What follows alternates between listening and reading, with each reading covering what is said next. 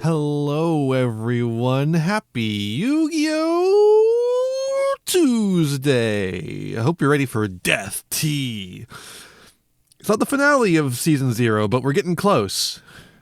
Hi, Kai. How you doing? Hope everyone's having a good Yu-Gi-Oh! Tuesday.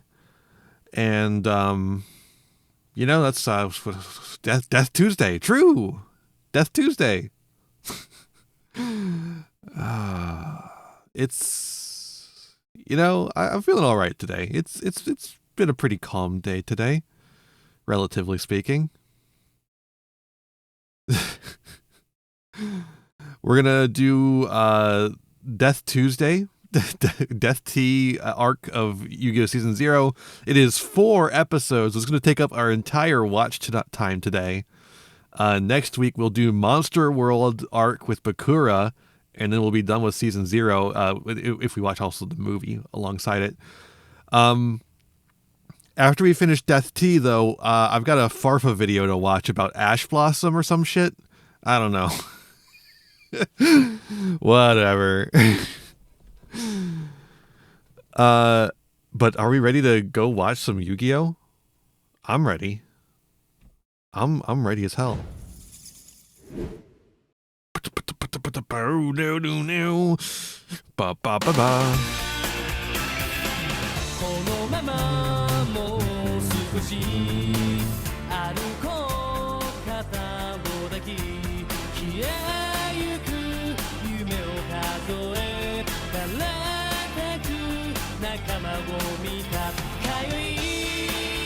Great, the fake ads that Twitch set up are done now.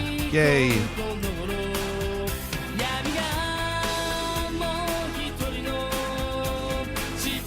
I love how this time they waited until the real ads were like fully over before starting the fake ads.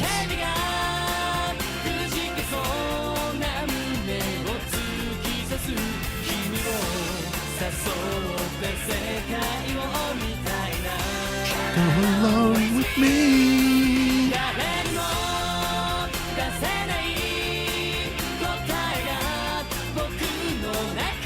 Oh, I'm excited for Bakura. But first, Death Tea.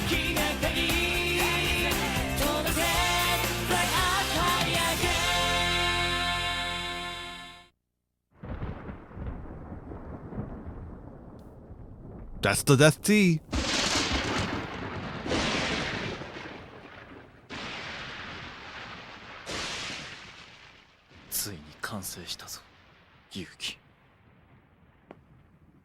Ni-sama. 遊戯ってやつ、本当にそんなに強いのかい？やつを侮るな、木馬。ゲームになれば遊戯は別人のように強い。兄様がそこまで言うなら本物だ。今度こそ遊戯を叩きのめす。この俺の I love the framing of the mirror, or the window, I mean. Kaiba land.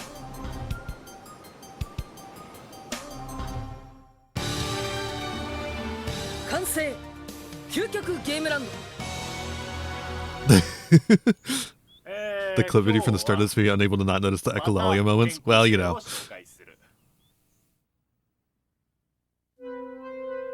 Bakura! Bakura. Apparently. Emphasis is wrong saying it Bakura. Bakura.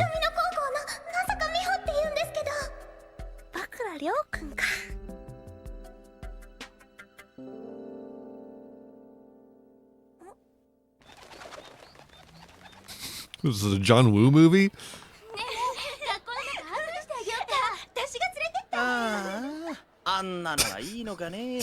Janucci's face.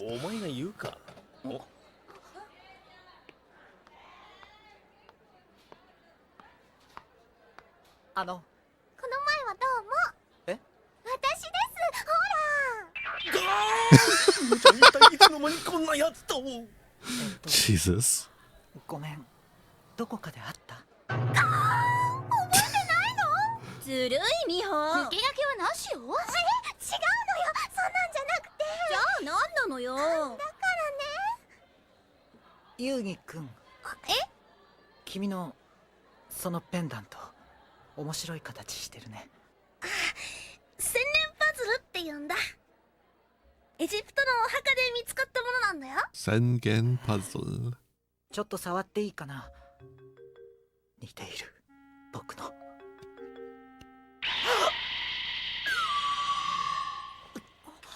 どうしたの？ Don't be とん concerned. でもない。 Everything's 大 fine. 丈夫。 No issues. Daijobu. へえ、ユウギくんの家ってゲーム屋さんなんだ。バクラ君はゲーム好き？うん、大好きだよ。特にボードゲームがね。へえ、本格的なんだ。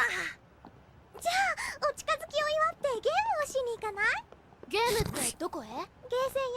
駅の向こう側に新しくオープンしたでしょ。ああ、そういえば私まだ行ったことないのよね。ねえ、行こうよバクラ君。ねうん、いいよ。This feels like the setup the monster world, but we're doing Death あんな Tea. やつのどこがいいのか。まあいいじゃねえか。バクラって別に悪いやつじゃなさそうだし。 Bakura is not a bad いい友達 boy. になれそうだ。何やる？どれにすっかなあ。 Saka Wild Racing 5. やっぱりここもか。これランキング上位のやつは名前が登録できるだろ。こいつ Kai! Buh. カイ？ここだけじゃない。パズルゲーム、格闘ゲーム、どれを取ろうと1位はカイってやつの独占だ。へえ、そんなすごい人がいるんだ。ここのゲームは全国のゲーセンとオンラインでつながってる。 It's Kai, カイ yeah. って野郎は日本中であらゆるゲームのトップに君臨するゲーマーってことだ。 They're all connected online? What the どんな fuck? 人なのかな。なーに二人で盛り上がってんのよ。バクラ君を歓迎するために来たんでしょ。ああ、そうだね。ごめん。リーチ。 They got too into games. 本田君も。いや、とにかくだ。バクラも一緒にこのカイってやつの記録を塗り替えようぜ。無理に決まってんじゃんな。バカだな。 What is this short-haired あんた Bokubu に doing カイバ here? 君の記録破るなんてできやしないよ。なんだどこの。ちょっと今カイバって言った？ああ、俺たちのヒーローさ。カイってカイバ君だったんだ。カイバ、あいつかよ。カイバ君、デュエルモンスターズだけじゃなくていろんなゲームのエキスパートだったんだ。何にも知らないんだな。それはカイバ様、お兄さんの方だろ。確かにカイバ様も強いけど、ハイスコアを記録してるのは弟の Yeah, this is how they set up Mokubas. There's like a gang of kids that are カイバの野郎に obsessed 弟が with いたの them. か。兄弟二人であらゆるゲームぶっちぎりさ。じゃあね、せいぜい記録に挑戦してな。永遠にさ。このカイバ君があれっきり学校に来てないけど。 Oh, so he is supposed to still be going to their school. Theoretically. すごい。今度は美穂にあれ取って。ミホちゃん、この俺に任せてくれ。俺たちもなんかやるか、ユウギ。これがいい。格闘ゲーム Yuki's like a little squirrel. 使うキャラクターはドラゴンワンだ。カンフーの達人。へえ、映画そのまんまだな。そう、アクションスタードラゴンワンがそのまんまゲームに登場だ。 What? 僕もドラゴンワンの大ファンなんだ。 That's よ awesome. し一丁対戦するか。本田君下手ね。面倒 Get owned. Not a single なんだ touch. 弱いのね、城之内。うっせえ、実戦なら負けねえんだけどよ。美穂、こういうの案外好き。じゃあやってみる？へえ、今度こそ負けねえぜ。 Not a single touch. ああ、なんだかね。 Or wait, I think I'm reading the HP wrong, so maybe she just barely won there? Because otherwise it doesn't make much sense that one of them's lost. 待ってね、バクラ君。負けん。スタート。あ、置いてかれた。 Four-person racing game, that's crazy. なんだこいつ。誰の車だよ。下手くそ下手くそ。 What? この声、ゲームの中から。そんなんじゃ僕のハイスコアに全然 What? 届かないぜ。 Huh? Wait, it's a 5-person racing game. What the fuck? もっと面白いゲーム Except also 紹介して Mokuba や can る be よ in there, and he also can throw a bomb at them for some reason. 何よこれ。カイバコーポレーション。ユウ今度こそ貴様と決着をつけてやる。カイバくん。カイバ。こらいきなりこれは何の真似だ。 Just like in real life, yeah. ユウギ、お前にカイバランドへ来てもらう。 That doesn't look like a very fun theme park. 何偉そうに言ってるのよ。遊戯と勝負したいならあんたの方から来なさいよ。お前は来るしかないのさ、ユウギ。おい、木馬。木馬やっぱりあいつが海馬の弟か。どう見ても小学生だよ。あの子がハイスコアを全部塗り替えたの？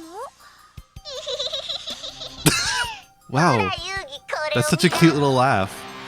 They just got him tied up. ゲームを餌にしたらどこのもカイバランドに来ちゃうんだぜ。ジジイを返してほしいのなら、お前は俺と勝負するしかない。もっとも、お前が俺のところに勝ち上がるまでも、様々なゲームを用意している。途中で負ければ即刻リタイアだ。ジジイもろとも、悲惨な罰ゲームを。Penance? 罰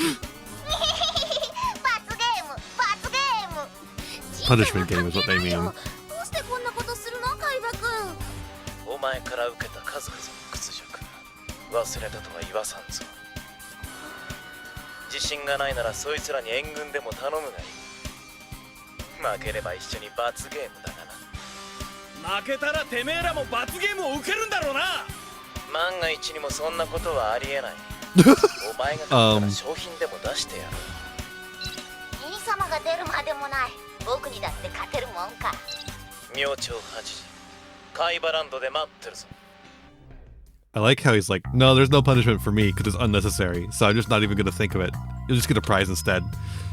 But if you lose, you get punished. I guess that's his prize, is that they get punished. Well, that's the setup for Death T. That's all the setup you need, really. Grandpa kidnapped. Easy.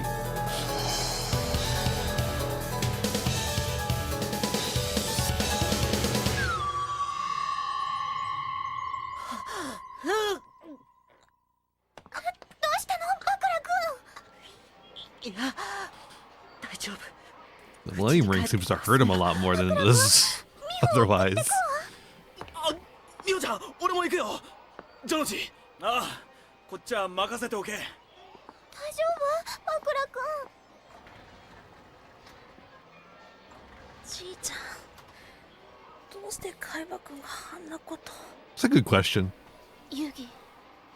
カイバくん、なんで僕のことをあんなに恨んでるんだろう。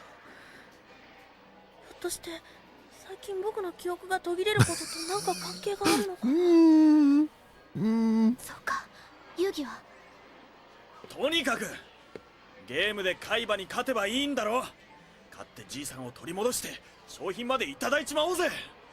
カイバ君はすっごく I will say the subtitles are still pretty bad, but they're a little better than they were before. I don't know if someone's been editing them or something in this later section of the series, but at least we're almost done with them.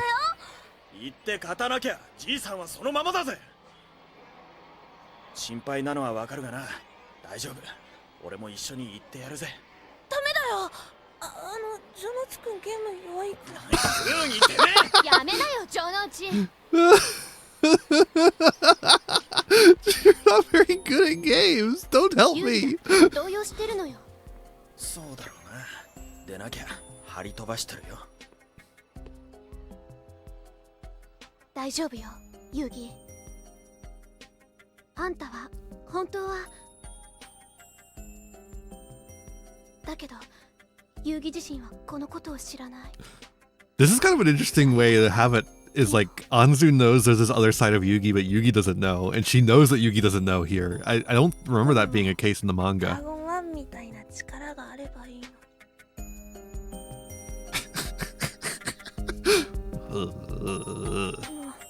僕は僕でしかないよね。特別な力なんてないもん。遊戯、あんたは。うじうじ考えてんじゃねえ。言って勝つしかねえだろ。ジョノウチ、少し一人にしといてあげようよ。気持ちが落ち着くまでさ。 飲み物でも I guess that's what the 5 in Racing 5 means, is there's 5 players. いらないよ。お前コーラ好きだったよな。そこ Cola. で待ってろよ。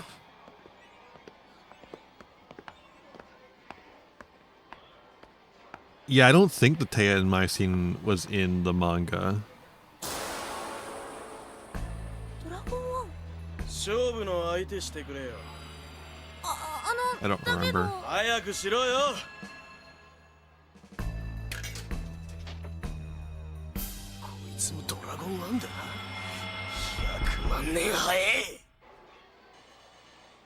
Okay, so the subtitles are still a little rough, 今から but ビビってどうすんだよ。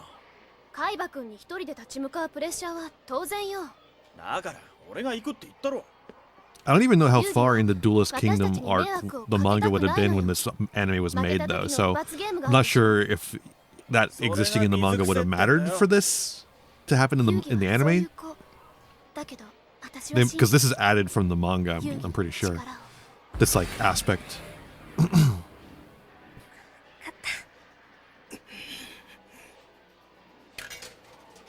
またチャレンジ？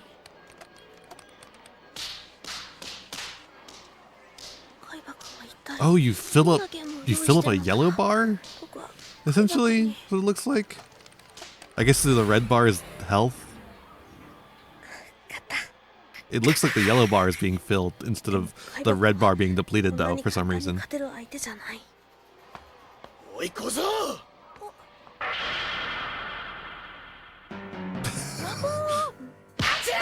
Dragon 1?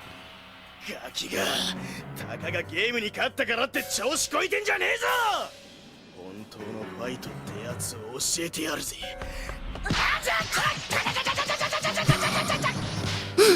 Oh god! I thought this was supposed to be Death T. Why is he just getting beat up by a random guy? もう一度笑ってみせろこら。僕はそんなつもりは。お、面白いペンダントじゃねえか。リアルファイトの授業料としてこいつはもらっていくぜ。ダメ。返して。うるせえよ。 Are there employees here? リアルファイトはストレス解消に最高だぜ。 Like a single employee? どうしたの？ユギ。 No? Okay. And they didn't see what just happened. なんだと？心配すんな。俺が取り戻してきてやる。ダメだよ。その力あの人すごく強いから。うるせえ。俺に任せろ。なかなか凝った作りじゃないかこのペンダント。気に入ったぜ。待ちやがれ。How does he have it on a string now after he tore it off with the other one? てめえ、よくも俺のダチを。ほう、俺に挑戦しようってのか。てめえをぶっ飛ばしてそのペンダントを返してもらうぜ。ほう、今度は多少骨がありそうだな。そういうことならただの勝負じゃつまらねえ。俺のゲームに付き合ってもらうぜ。ゲームだと？ Oh god. Dragon no ル game. ールは簡単だ。相手を落としたら勝ち。ただしこの排水管の外に逃げても負けだぜ。ご親切な解説だぜ。待ってな、すぐに叩き落としてやるからよ。一つ教えといてやるが、俺はドラゴン1のようにカンフーを身につけている。こんな He 場所で does. も He な does ん Kung てこと Fu はな like い。 Dragon 1. じゃあ遠慮なくやらせてもらうぜ。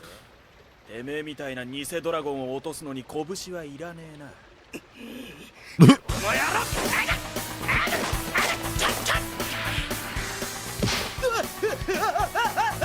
ほらほら、どうした？ほらほら。調子に乗るな。 I guess there wasn't a rule against nunchucks. Yeah. Ain't no rule says a dog can't play nunchucks.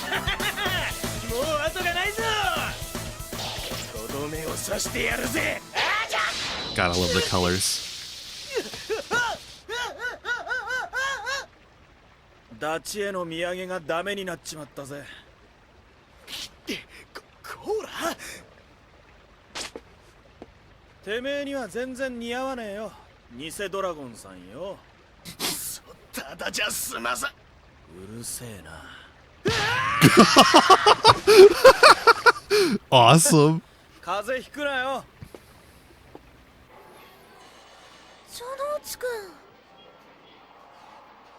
Jonuchi no 俺 game. も連れて行けよな。だけど罰ゲームなんか怖くねえよ。ダチだろ俺たち。ありがとう。ところであんたゲーム弱いのどうすんの？うるせえ、そんなのなんとかなら。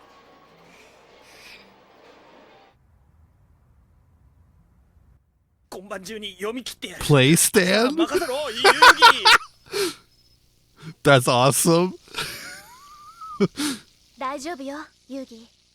あんたは本当は強い人なんだから。もっと自信を持っていいのよ。遊戯の好物 Tei and Maisi not in the manga? Okay, 本当は alright, 鶏の yeah. 唐揚げで美穂は納豆よね。城之内 Miho の好物 likes natto? Really? She seems like a picky eater, right?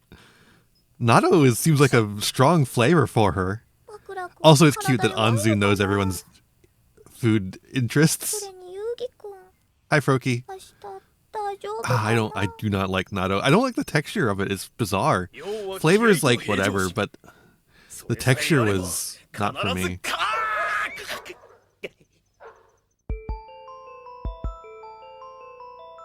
If the flavor was like more, I would probably be okay with the texture being weird and I could just get used to it over time, but そしてこのパズルは I didn't find the flavor enough to be worth getting over the texture. 明日はきっと助けるよ。僕の友達と一緒に。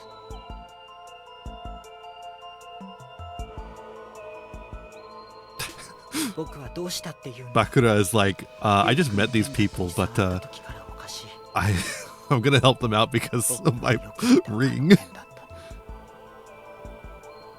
あの痛みはこのリングのせいなのか。だけどどうして？ Ooh, I like this like red look to the ring. It's got like gold highlights, but there's like this red, like mahogany kind of look to the ring itself. It's kind of ジョノ cool. ウチ君は俺バッチリだぜ。もうビビってなんかいないようだな。 It's awfully foggy here in Kaiba land. おう、その意気だ。じいさん助けてカイバをへこましてやろうぜ。おはよう。アンズ？今日は頑張ろうねユウギ。 Oh, cool. あずまさか。応援に来たわよ。でも助けがいるならいつでも言って。だけどダチでしょ。ま、俺がいればそれで十分だけどな。待った待った。あ男本田博とここに参上。期待してくれユギ。お前まで来んのか。美化委員として海馬の汚いやり方を見過ごすわけにはいかんだろう。みほちゃん。 What? Where'd the sound go?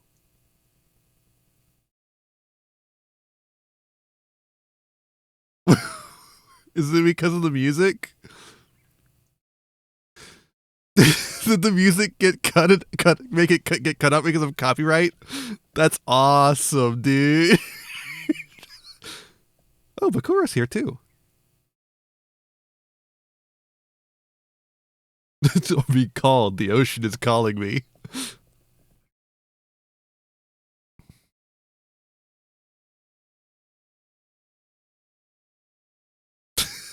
It's just no more music.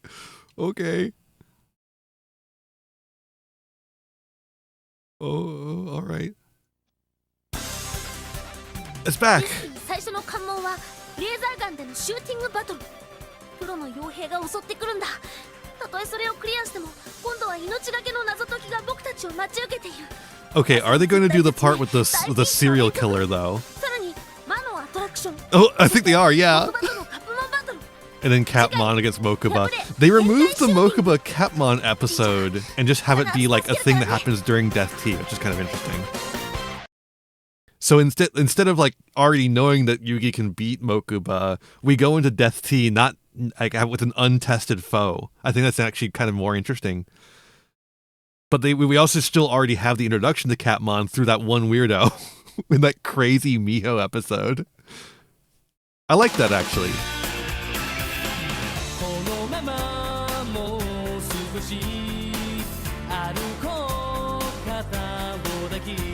For those who aren't aware, Death Tea is essentially just what the first episode of the Yu-Gi-Oh anime is adapted from, except like with a lot of changes, a significant amount of changes.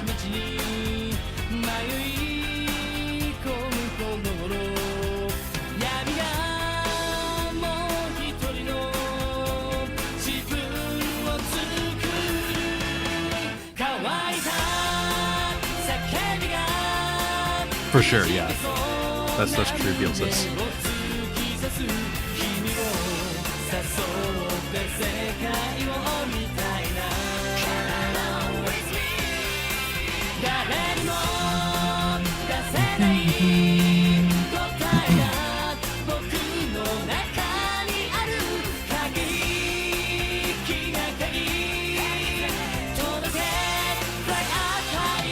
All right, Parablood, we know.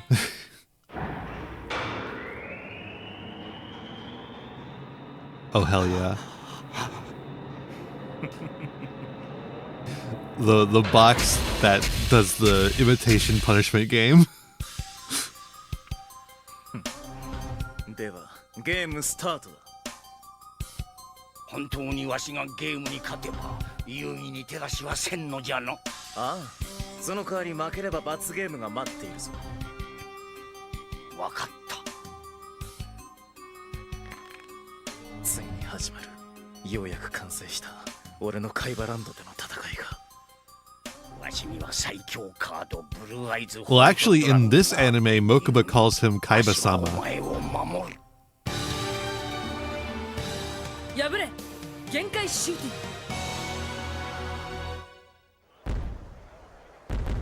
I don't think he's called him Seto. Could be wrong on that. I don't have perfect memory. Whoa, look at that! They're hovering into this place. ゲームの塔だってさ、行ってみようぜ。じいちゃん、どこなんだろう。すごい人よね。 That's a cool outfit, Anzu. Whoa! Jonuchi with the fucking suspenders? Yo! These are not the outfits they were wearing at the end of last episode.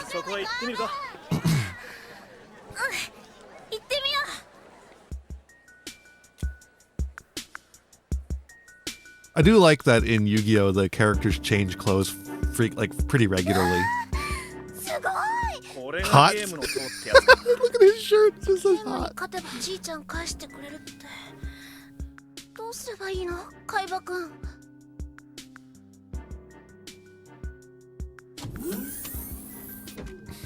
どうぞこちらへ。海馬様がお待ちです。何がお待ちですだよ。さっさと案内しろ。俺たちを呼びつけておいて。じいちゃんはこのエレベーターにお乗りください。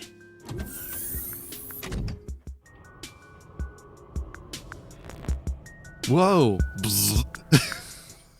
A little bit of VHS buzz right there. なんなのここは。じいちゃん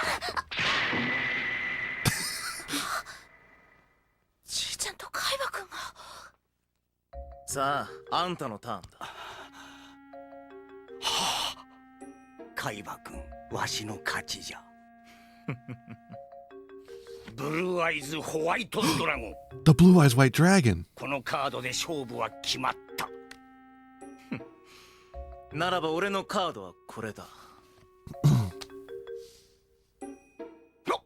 Oh, that's fucked up. He's got Blue Eyes White Dragon too. さらにもう一枚、ブルーアイズホワイトドラゴン。Hey, you can't be playing two at the same time. It's two in one turn? That's fucked up. Why would you do that? How could you do that? 次のターンでもう一枚出してもいいんだよ。まさか。お前の負けだ。Hey! どうしてブルーアイズホワイトドラゴンが3枚も。わしの負けじゃ。じいちゃん、危ない、じいちゃん。 Wow, they're just using so many different monster sounds there. Gamera, Baragon, all sorts of shit. Godzilla. 心配するな遊戯。てめえ何すんだ。 It just appeared in a バーチャ thing ル of リアリティ farts. だ。ちょっとジジイにはショックが強すぎたかな。来てくれた He's のか。 only received too much shot. 変えたよ。 Good 大丈夫 subtitles. おじいちゃん。ユギ、お前を助けようと思ったができなかった。すまん。じいちゃん、ユギ、これを。これはじいちゃんの大事な。海馬というのは恐ろしい少年じゃ。ゲームのためには手段を選ばん。気をつけるのじゃユギ。わしの魂のカード持っていればきっとお前の力になる。じいちゃん。心配すんなってじいさん。大丈夫ですよ。俺たちがついてますから。任せておけよ。遊戯は負けないわよ。絶対。 Miho's here そうじゃ too. な。 Don't forget. そうじゃ。ユギ、今わしはお前の勝利を確信したぞ。お前の後ろには仲間がおる。がっちりつながった仲間が。じいちゃん、僕勝つよ。そうじゃ。みんなとそのカードの結束の力。感激のご対面は終わりだ。ジジイを返してほしいならゲームを始め。 Give me the old man. What the fuck? 地獄のアトラクションデスティを勝ち進んで私のところまで来れたらジジイは無事返してやる。 Find my pages. 地獄のアトラクションとかデステとかなんだよそれ。このカイバランド最高のゲームデスティ。 Dusty. デスティ？ゲームの塔の各フロアにそれぞれのゲームが用意されている。下から各ゲームをクリアしながら上へ登る。もちろん最上階にはこの僕が待っている。 Naturally. おっと兄様、こら木馬。その前に僕がいることを忘れないでよ。もっとも僕のとこまでゲームをクリアできるかどうか。ひしししししし。上等だ。待ってろよ。すぐにてめえらのとこまで行ってやる。小之内くん。遊戯はてめえらをぶっ倒す。本田くん。遊戯にはみんながついてるのよ。そうよ。いいだろう。ではデスティスタートだ。 Best Miho moment coming up soon. I can't wait. Miho is so good. これは。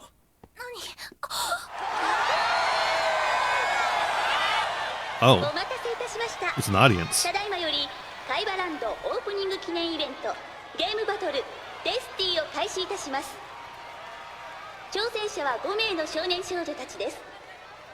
彼らはこれよりゲームにチャレンジしゲームの塔の最上階を目指します。 I love that Joey's wearing suspenders. That's awesome. それではデスティへのエレベ It's a ー good ターオ look. ープン。 More people should wear suspenders. They're good.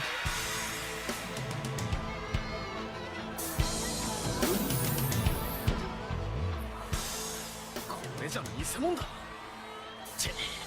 手の込んだことしやがって。よし行くぞ遊戯。おじいちゃんを助けるのよ。ゲームスタートだ。 You know, good thing they kept it obscured that they have this guy's grandpa before showing the crowd everything. 兄様。ひしひしひし。 They probably heard all that though. 貴様を敗北の泥沼にひざまずかせてやる。 Like, there's no way they didn't hear that. 閉まりました。一体何人の挑戦者が勝ち残れるか。ゲームの様子はこのスクリーンでご覧ください。 This is a terrible amusement park attraction. We have to look at screens to watch them play in the games. ユギ君、一体どういうことなんだ。僕に何をさせようというんだろう。 Jonuchi's outfit's getting energy. That's fair. Yeah, 着いたぞ。 I get it. 最初のゲームの入り口だ。 A lot of moving conveyor belts around this this park.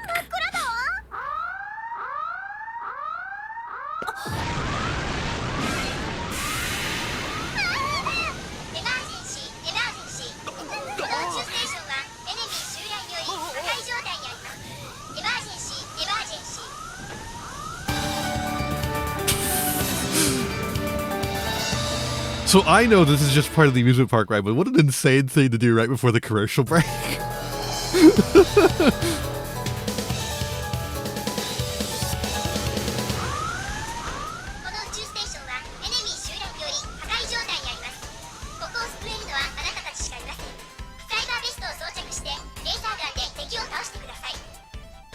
結構似合ってるぜ。こりゃ遊園地によくあるシューティングゲームじゃねえか。シューティングゲーム。当然でしょ。応援だけのつもりだったのに。準備はできたようだな。カイバ、君たちは今からシューティングフィールドで戦う。シューティングフィールド。得意中の得意だぜ。ルールは簡単。敵のサイバーベストの Jarnush 胸 is の good 部 at 分の shooting? センサーをレーザーガンで狙う。一度でも当たればその人間はゲームオーバー。君たち5人に対して敵は3人。おお、たった3人か。だが油断するな。この3人は軍隊上がりのプロだ。レッド、ブラック、ブルー。元軍人のプロ。Did they name the プロ相 black 手に guy どこまで black? やれるか見せてもらおう。ゲートオープン。 Or did I miss something there?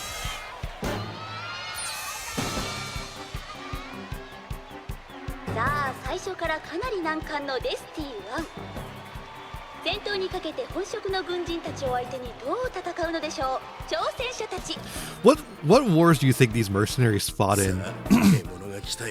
Like, considering the time period, it was probably Rhodesia, right? That's where most of the mercenaries went in this era?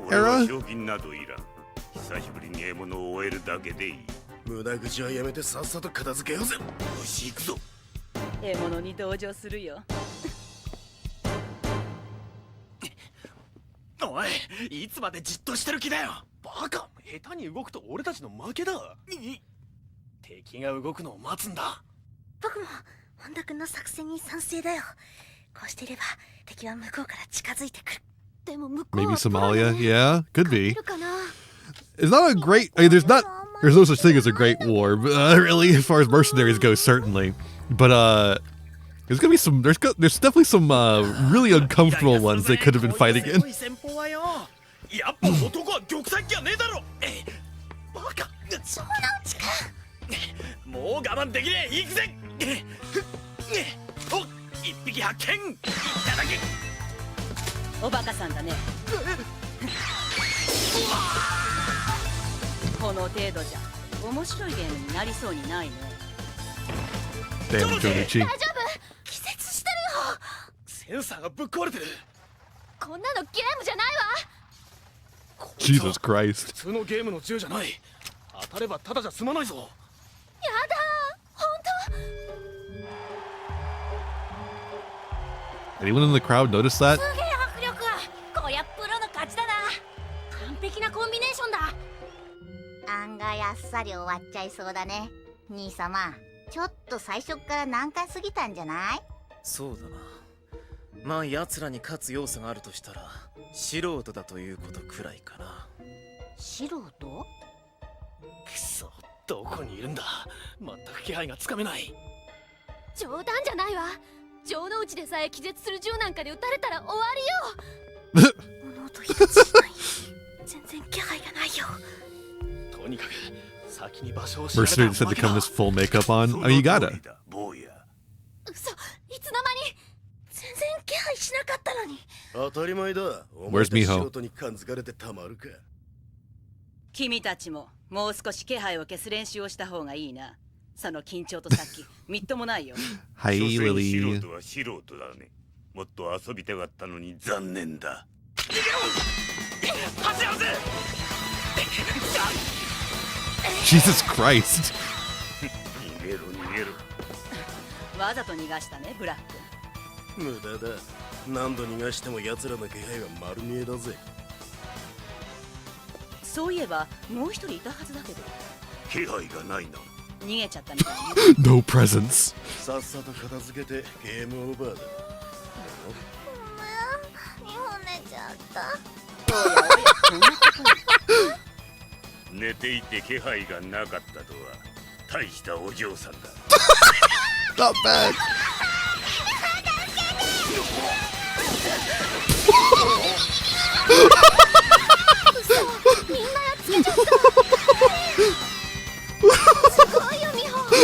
That's my goat! Miho! Miho no game! プロをやっつけるなんてすごいよ。ミホちょっと眠くなっちゃってやはりな。兄様、これはマグですよ。 Like literally it was. なるほどね。素人の Greatest anime of all time, fuck Evangelion. 面白くなってきたな。 Holy shit, dude. Miho's so good. 僕たち勝ったよ。遊戯。よかった、大丈夫だね。挑戦者の勝ちです。見事シューティングゲームデスティ1でプロを退けました。 Everyone in the crowd should be like, what the fuck was that? What am I watching? どんどん行こうぜ。よく言うぜ。なんだよ。一番最初にやられたやつが。まあまあ、クリアできてよかったじゃない。そうだよ、この調子でいいか。次のステージは何かしら。じいちゃん、待ってて、きっと助けるよ。Robbed of Miho in the rest of the series. I kind of feel like that's the case now, yeah. One, she adds just another female presence in the anime, which is nice, but she's so fucking funny too. 俺たちは最初から余裕しゃくしゃくよ。それは頼もしい限りだ。でもその余裕がいつまで続くかな。 Trustworthy, I don't think it's the word they were looking for. 第2ラウンドって His laugh is so 元気 cute. 出していこうぜ。 Someone should force fem him.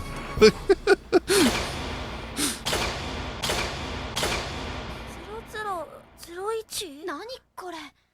遊戯以外の4人でそれぞれのレバーを引け。よし、レバーでも何でも引いてやるぜ。じゃあ僕は何すんの？すべてのレバーを引けばわかる。重い。引いたレバーは離すな。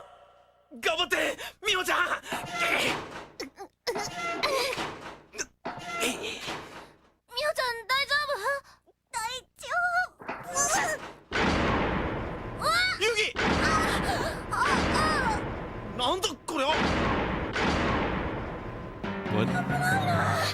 落ちるとこだった。大丈夫？遊戯。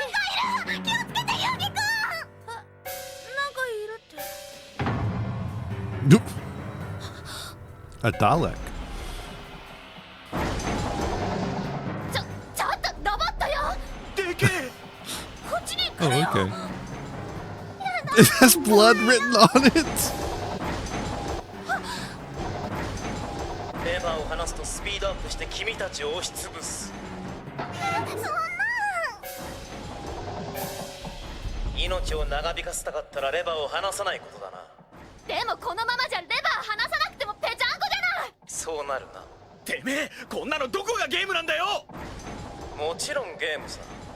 このロボットは血に飢えたマーダーマシン。 This is a blood-stained robot. His name is Blood. It doesn't hurt blood. レバーのどれか一つを離せばいい。 What the それを決めるのはお前だ。 What? そうそう。 Is this just the subtitles being fucked, or is it a little bit of ブラッド both? は名前を間違えられることを好まない。 What? それだけだ。仲間を助けたければじっくり考えろ。くそ。なんてゲームなの？遊戯、わかるか。どのレバーを離すんだ遊戯。ちょっと待って、今考えてる。10のレバーが超能地区。アンツは11、本田君は00、ミホちゃんは01。遊戯。名前を間違えられることを好まないブラッド。頑張って遊戯。00、01。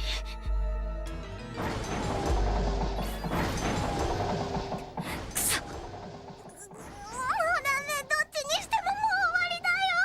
ミホしっかりして、最後まで諦めないで。まだか遊戯。ダメだ、焦っちゃって考えられないよ。諦めないで遊戯。あんたならわかるはずよ。千年パズルだって解けたじゃない。あんたには力がある。01、ブラッド、名前。 I got no clue on this one. 焦ることはねえ。俺たちはお前に命を預けた。そうだ遊戯、みんな一緒だ。大丈夫。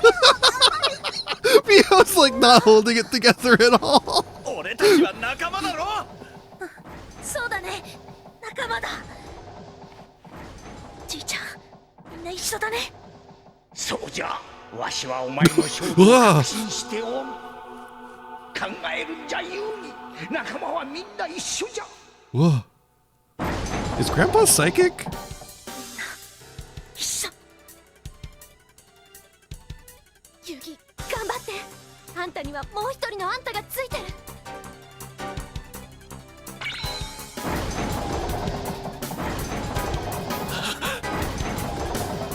What?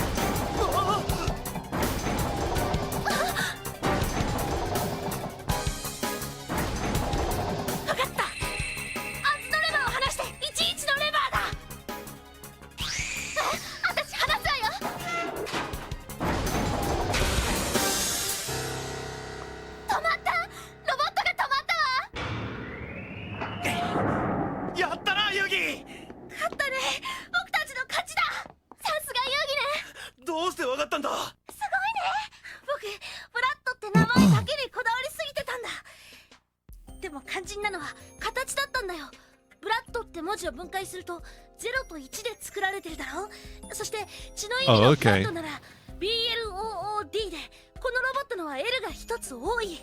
名前を間違えるのが嫌いというヒントでアンズの11のところだって分かったんだ。さすが遊戯ね。やるじゃねえか。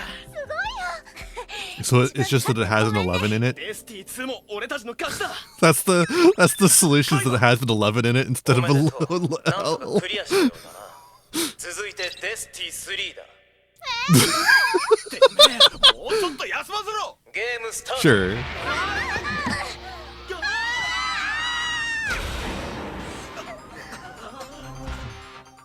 ここはなんだ。なんか落ちてくる。ロック落とした。さあ畳み込むような展開でデスティ3が始まりました。 Dude, I don't think this amusement park is going to pass inspection. さあ、そのブロックに潰されずに無事に部屋を出られるか。ここで潰されちゃ僕は面白くないな。ひひひひひひ。Squid Game's looking mad different.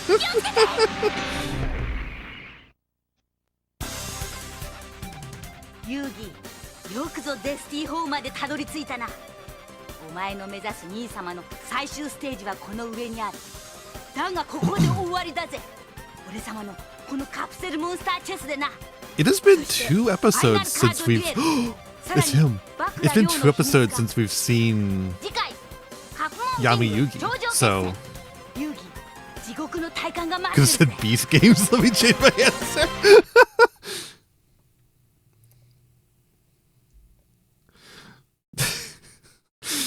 Yugi, I've invited you here to the Beast Games. If you don't survive 1 year in this box, I'm gonna kill your grandpa.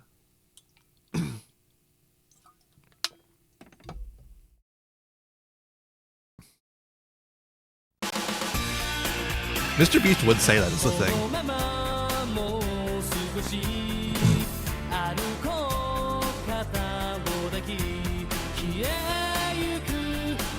Battle with Pegasus with his Mr. Beast. Do you like YouTube videos, Kaiba?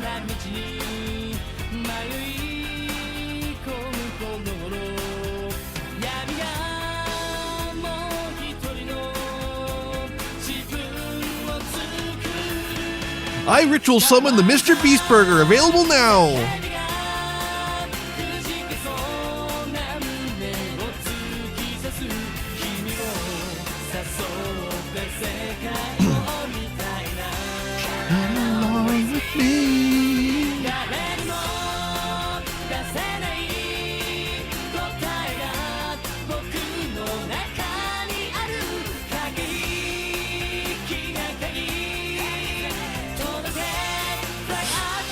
I trapped 100 Yu-Gi-Oh players on an island and made them duel for $1 million or their grandpa's soul. カイバ瀬戸君は僕を倒すために日本最大のアミューズメントパークカイバランドを完成させた。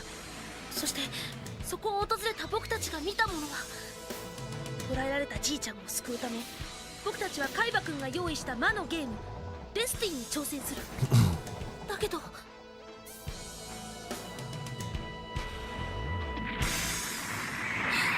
落ちてくる。カプモンキング頂上決戦。みんな気をつけて、またブロックが落ちてくる。さあそのブロックに潰されずに無事に部屋を出られる Dude, I can't believe he can get away with this shit. 僕は面白くないな。くそ、どこにブロックが落ちてくるかわからないの。とにかく逃げ回るしかね逃げろ逃げろ。仲間のことを気遣っていたらブロックに潰されてしまうぞ。他人を犠牲にしないとこのゲームの攻略は不可能なのさ。ダメ、もう逃げ場がない。みんなブロックの上に登るんだ。これはこの部屋からの脱出ゲームなんだよ。そうか、落ちてくるブロックを避けながらこいつら積み重なったブロックに登ってあの脱出口にたどり着けばいいんだな。みんななるべく端には行かない方がいいよ。ブロックに閉じ込められたら終わりだからね。うわっ、くそ、これじゃいずれ潰されちまうぜ。なんとか切り抜けるってはねえのか。ちょっと待って、このブロックが落ちてくる感覚には一定のリズムがあるわ。ひょっとしたら落下位置にも規則性があるのかも。そうか、半沢なんたってダンサー志望、リズムの読みには才能あるもんね。She's got the dancing autism. That can help us. すげえぞ、ブロックの落下位置を掴んだ。すごいぴったり。ブロックの落ちる時間の感覚。 Oh, right. We should do an ad break before we move on with Death T. All right. Be right back.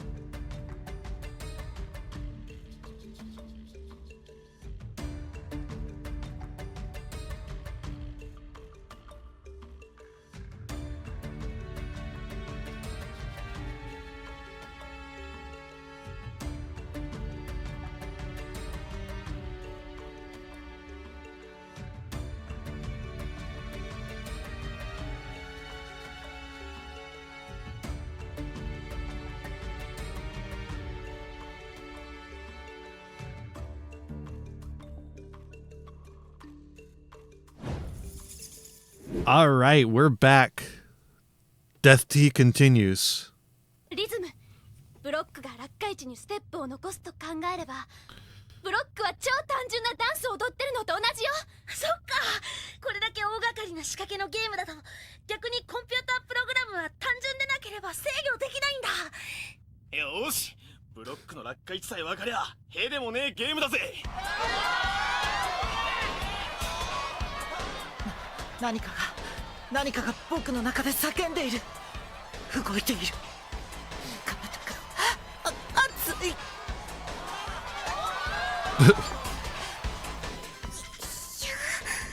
みんな頑張れ。出口までもうすぐだ。ユギ急げ。リズムが変わった。ホンダ危ない。 The pace changed. 大丈夫ホンダ君。なんとかね。気をつけて。リズムの感覚が速くなってきてる。よし急ごう。ユギ手を貸せ早く。ホンダ君が先に。いいから早くしろ。出口がブロックで塞がれちまう。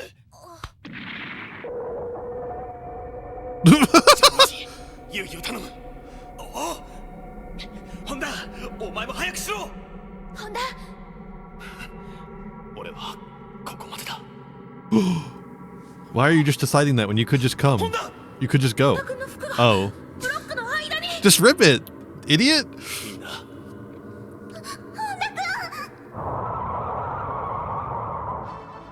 あばよ。ホンダ Just pull it out, you dumbass. But why though? 俺は信じねえ。ホンダがくたばるわけがねえ。あのバカがそうやすやすと。ホンダ君は僕のためになぜ友達をじいちゃんを僕から奪うんだ。 He's going beast mode. He's going beast mode. 行くぞみんな。ホンダは必ず生きている。助け出すんだ。待って、遊戯の様子が。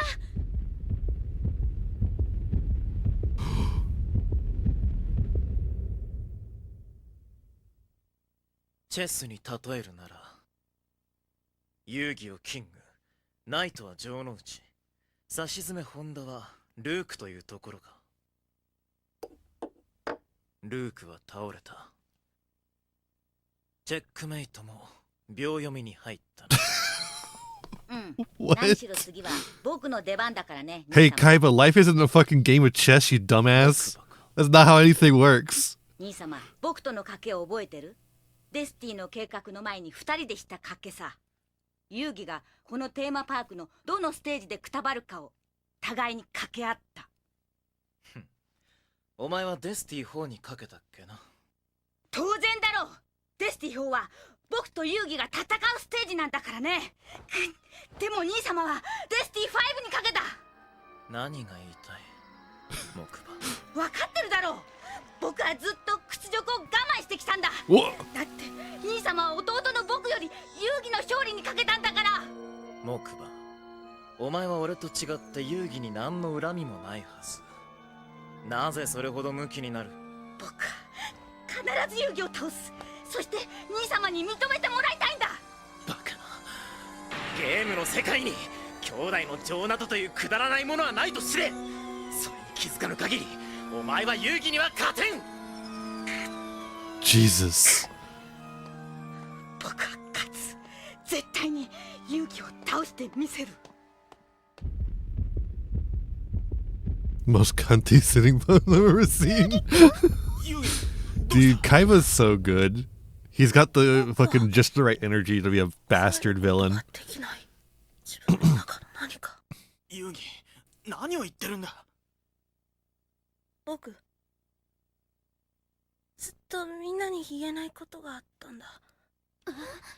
僕の中に僕の知らないもう一人の僕がいるような気がするんだ。もう一人の遊戯？遊戯、やっぱり気づいていたのね。もう一人の遊戯の存在に。ここの千年パズルを完成させた時からたまに意識がどっかに行っちゃう時があるんだ。その時僕の知らないもう一人の僕に姿を変えてしまってるんじゃないかって怖くて、みんなと友達になれたのにこんな僕を知られたらみんな離れていっちゃうんじゃないかって、それが怖かったんだ。遊戯、俺は誓うぜ。お前の中にもう一人の遊戯がいたって、何がいたって、俺たちはずっと友達だ。 What a strange thing to have to say. I love anime. そのうちか。でも本当にいいの？僕なんかと友達で。何が言いたい？だって僕のせいでみんなこんな目に。本田君だってじいちゃんだって僕さえいなけりゃこんなことにはならなかったのに。遊戯、てめえもう一度言ってみろ。城之内。 Holy shit. I'm gonna beat you up if you say you can't be my friend. 俺たちがなんでお前と一緒に来たのかわかんねえのか？仲間だからじゃねえか。Joey's literally like, it's okay that you're plural, man. そいつのことが好きでよ。気がつくと自分も好きになれてよ。だから一緒にいたいんじゃねえか。お前が辛くて苦しいならそいつを俺によこせよ。それが仲間じゃねえか。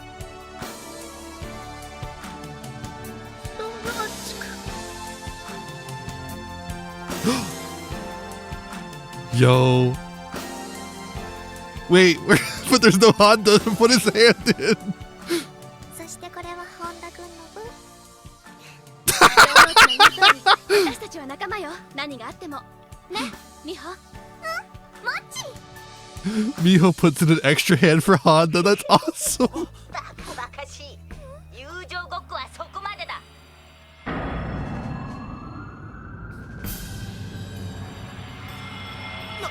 なんだ。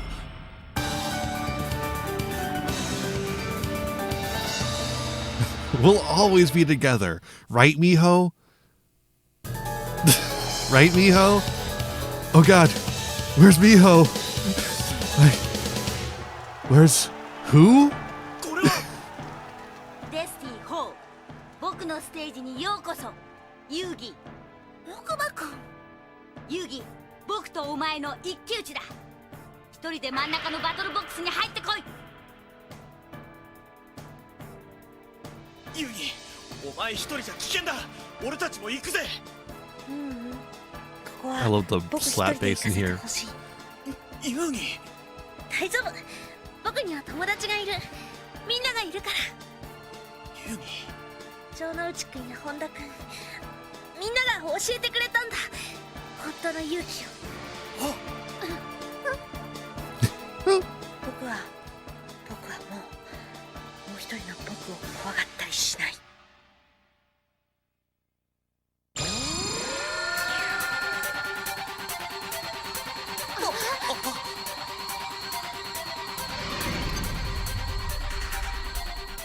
Fuck yeah, dude. 城之内くん、あんず、美穂ちゃん、俺は絶対に勝つ。なんだこの自信に満ちた態度は。俺がもう一人の遊戯か。城之内くん、ここは俺に任せて、君は本田くんとじいちゃんの居所を探ってくれ。おう、任せろ。行くぞ美穂。あんずは遊戯についてやってくれ。お、あいつが木馬様の挑戦者らしいぞ。無理無理、勝てるわけねえさ。遊戯、よくぞデスティ4までたどり着いたな。褒めてやるぜ。木馬、偉そうな口を聞けるのも今のうちだ。遊戯、いいこと教えてやるぜ。お前が目指す最終ステージ、つまり兄様との決戦場はこの上に Fratellone's battlefield? あのエレベーターに乗ればそこにたどり着くわけさ。Subtitles, what are you talking about お前 there? をぶっ潰せばその道が開けるってわけか。だがそれは無理だぜ。遊戯、お前はこのステージで終わりなんだからな。さあゲームを始めるぜ。デスティ4、このステージのゲームはカプセルモンスターチェス。このバトルは下の巨大フィールドにバーチャルリアリティによって再現される。もちろん敗者には罰ゲーム、地獄の体感が待ってるぜ。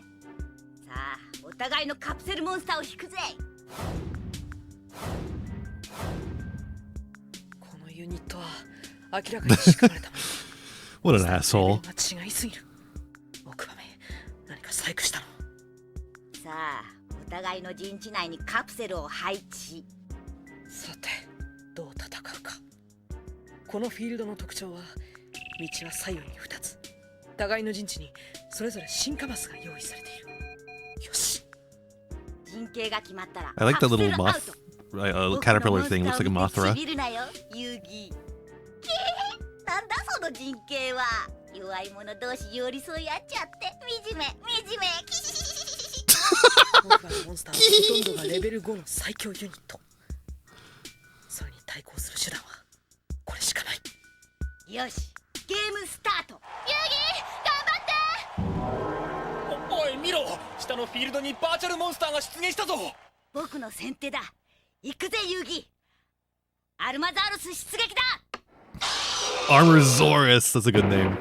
さあお前の番だぜ遊戯。聞こえないのか、お前の番だ。俺はこの陣形のままでいい。何？遊戯め、何か企んでいるみたいだが、それならそれでいいさ。こっちは駒を進め。 Oh, don't worry. We'll get to the D&D episode. 僕の作戦はモンスター編成を2班に分け、内と外から攻撃する。これで相手は全滅だぜ。We'll go to that D&D episode too, but we'll get to another D&D episode earlier than that. さっきからとんがり頭のガキ全然駒を進めてないぜ。木馬様のモンスターが敵陣に次々と攻め込んでいくぞ。遊戯、一体何を。行け、敵陣に乗り込め。見ろ、完全に木馬様のモンスターが敵を包囲したぞ。もう勝負はついたな遊戯。お、初めてあの小僧が駒を進めたぞ。ゲームを諦めてはいなかったのか。だがもう遅いぞ遊戯。アルマザウルスが攻撃を仕掛ける。 Good old モン Armorsaurus. スター一撃で焼き尽くせ。 I love how cute they look. I want these capsule monsters. I don't want the ones that they made like based on dual monster characters. I want these capsule monsters. They look so cute. すでにお前のモンスターは残り3匹だぜ。最後まで諦めるな。こうなったら遊戯のモンスターをアルマザウルス1体で全滅させるのも面白いぜ。キシシシシ。行けアルマザウルス。そいつもぺしゃんこにしてやれ。ギギギ。何バカな。地球に潜った。アルマザウルスの勢いが止まらない。その先には僕のモンスターが。同士討ち。勇気め、初めからこれを狙っていたのか。レベルの高いモンスターは並外れた力を持っているが、時には加減も必要だ。これでお前のモンスターも残り3体だな。僕はよーし反撃よ遊戯。Yosh. さらに俺はこの駒を進め、お前のゾイドをエイムに攻撃を仕掛ける。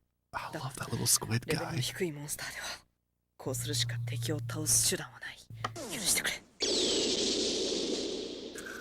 僕のモンスターを道連れに自爆しやがった。そして道は開かれたぜ。 He found a narrow path through. 無防備状態。遊戯め、他の駒を犠牲にして1体の弱小モンスターを進化マスに進ませるのが狙いだったのか。僕のモンスターは遠すぎる。ピートンの進化を阻止できない。Beaten. 進化マスに到達したモンスターは一気に3段レベルの進化を果たす。レベル2の弱小モンスターも最強モンスターに姿を変える。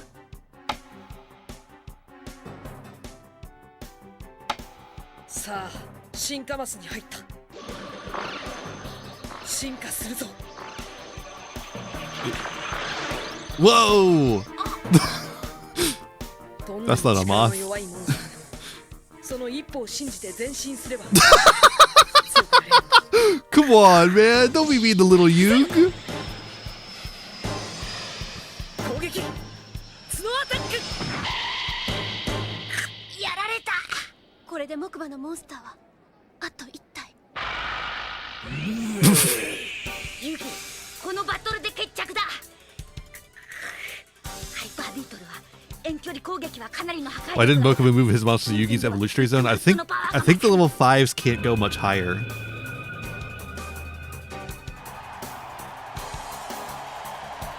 I think 5 is just the max. バトル。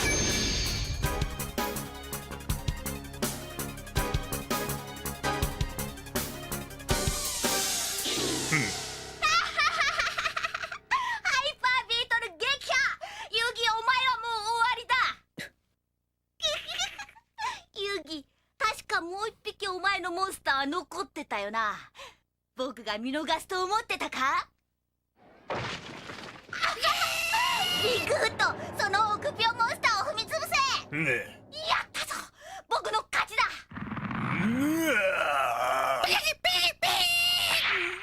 ゲームは最後までわからないぜ。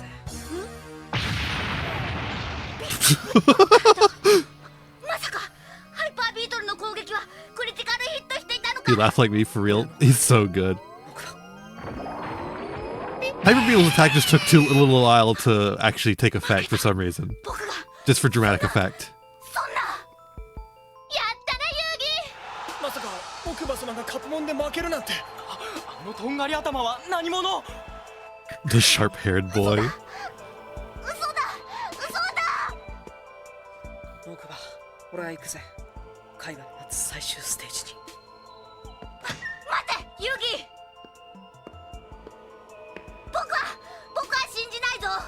僕が負けるわけないんだ。カプセルモンスターのレベルもパワーも僕の方が圧倒的に有利だったはずだ。僕がお前に負ける要素は何一つなかったはずだ。 You should just do a thumbs up. Like, yeah, man.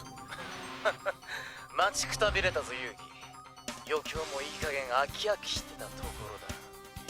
さあ、その通路を渡り最終ステージに上がってこい。 You set him up, man. If you're bored, that's your problem. 待ってろよ、カイバ。兄様。分かっているな。そのゲームボックスから出ることが許されるのは勝者のみ。敗者には罰ゲームが待っている。それがデスティの掟だ。まさか兄様が僕に地獄の体感を。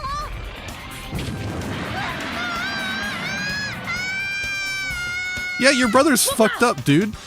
カイバ、弟の木馬に罰ゲーム。 No, he's just gonna give him a scare どこにいるんだホンダの野郎は。 with a virtual reality machine. バクラ Bakura? お前何やってんだよこんなところで。 I don't know. まさか向こうにホンダのやつが。 Oh, okay. とにかく行ってみようぜ。行くぞ。 Bakura's a bit of a fucking cryptid. Me when I'm nonverbal. 僕はこの手をつかめ。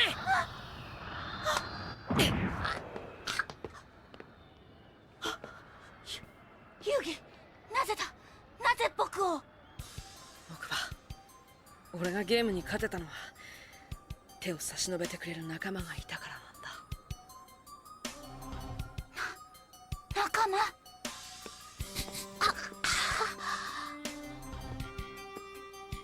God, Yu-Gi-Oh is so fucking good. これはホンダじいさん。 That doesn't look like water. 行くぞデスティ5最終ステージへ。全ての復讐はそこで完結する。ユーギ。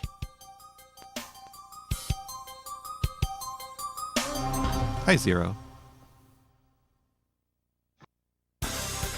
It's water adjacent, it's fine. I mean, it looks like T-Girl Con is all I'm gonna say. And you're gonna have to accept that. Will he reunite the Exodia pieces? バグラの秘密がついにさらに俺たちがゲームの中に。次回今決着の時奇跡の友情。 What's the problem, お Mello? 前を信じてるぜ。 What's the problem? What's the problem?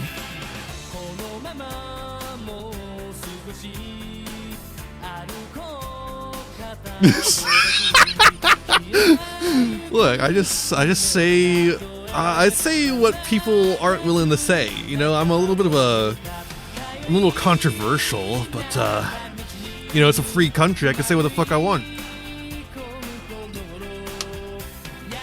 It won't be hard if he copies Dyer's Genesis list.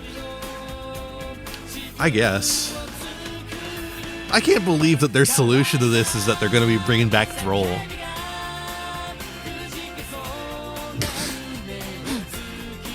Yeah, don't worry, Lily. I'll show you later.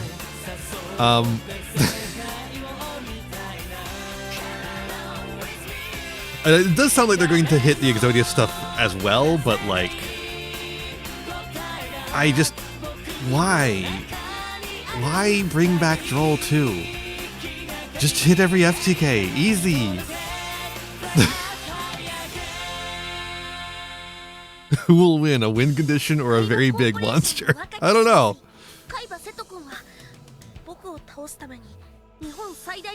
Get close to 0. I don't know. Maybe if every other tier limit stays at 50.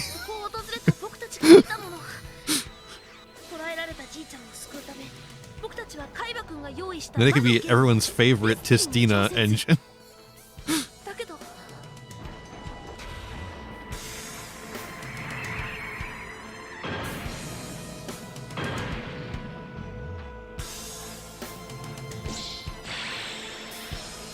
I think the tiers could go down to 5-10 each. I mean, if you want tier to be a playable deck in the format, that's true.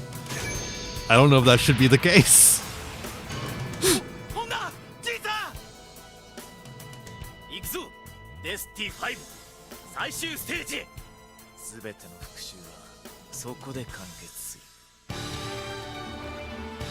I'm fine with tier coming back as a playable deck in advance. I don't think I want them in Genesis format.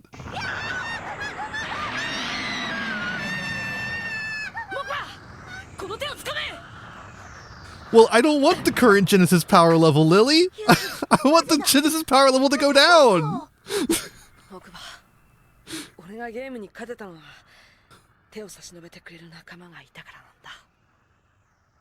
I want it to go down significantly.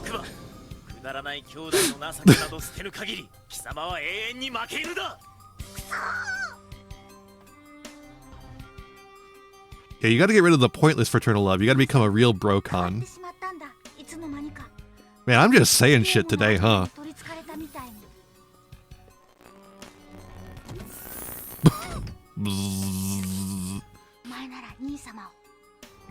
Just play 50-point format. That's what they said to do, apparently. Fuck me, I guess.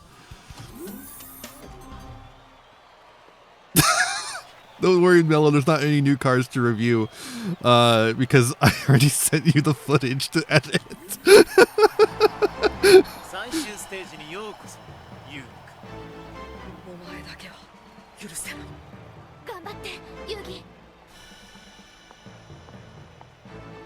Hi, Bakura. Okay.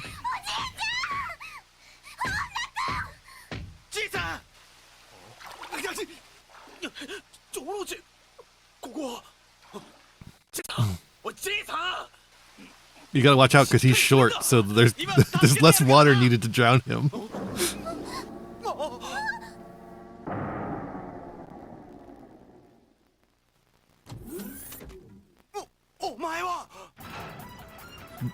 What? Did it just say the filler? Did I just say the filler, the unexplained revival of the Game Masters? What the fuck? That's so mean. Why would the subtitle say that?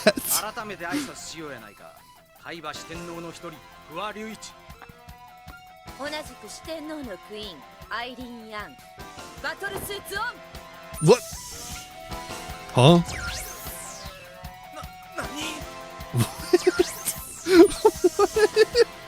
What is happening? He's RoboCop now. じいさんと友達を助けたかったらゲームに貸すこっちゃ。ルールは簡単、格闘ゲームや。俺がアイリーンを操り、その女がお前を操る。What the fuck?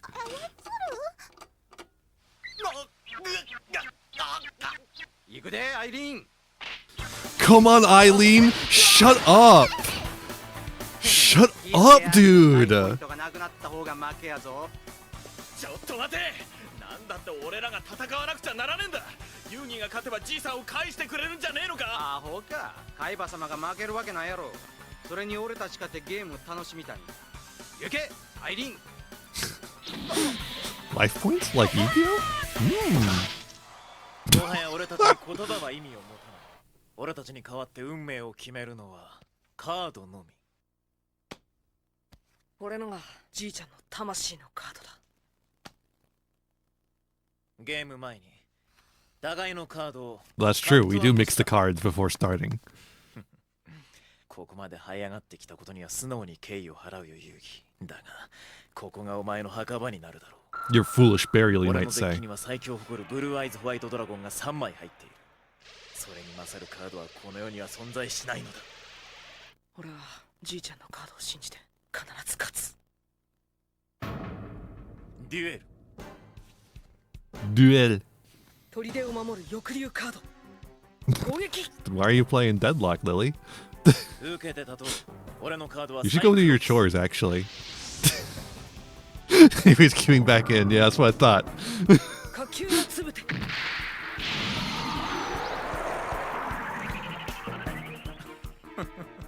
Bye bye, Hitatsumi, no Hitatsumi giant. 今ので海馬くんのライフポイントは200削られる。痛くも痒くもないね。遊戯 It's not a big に敬意を deal. 表し最初のターンだけ花を Brave Yugi? 次は俺がカードを引く番だ。まさか。邪悪なるワームビースト、すかさずバトル。 Oh my god! 受けて立つぜ。ワームビースト、攻撃。 How is Deadlock? I have no idea. Ask Lily.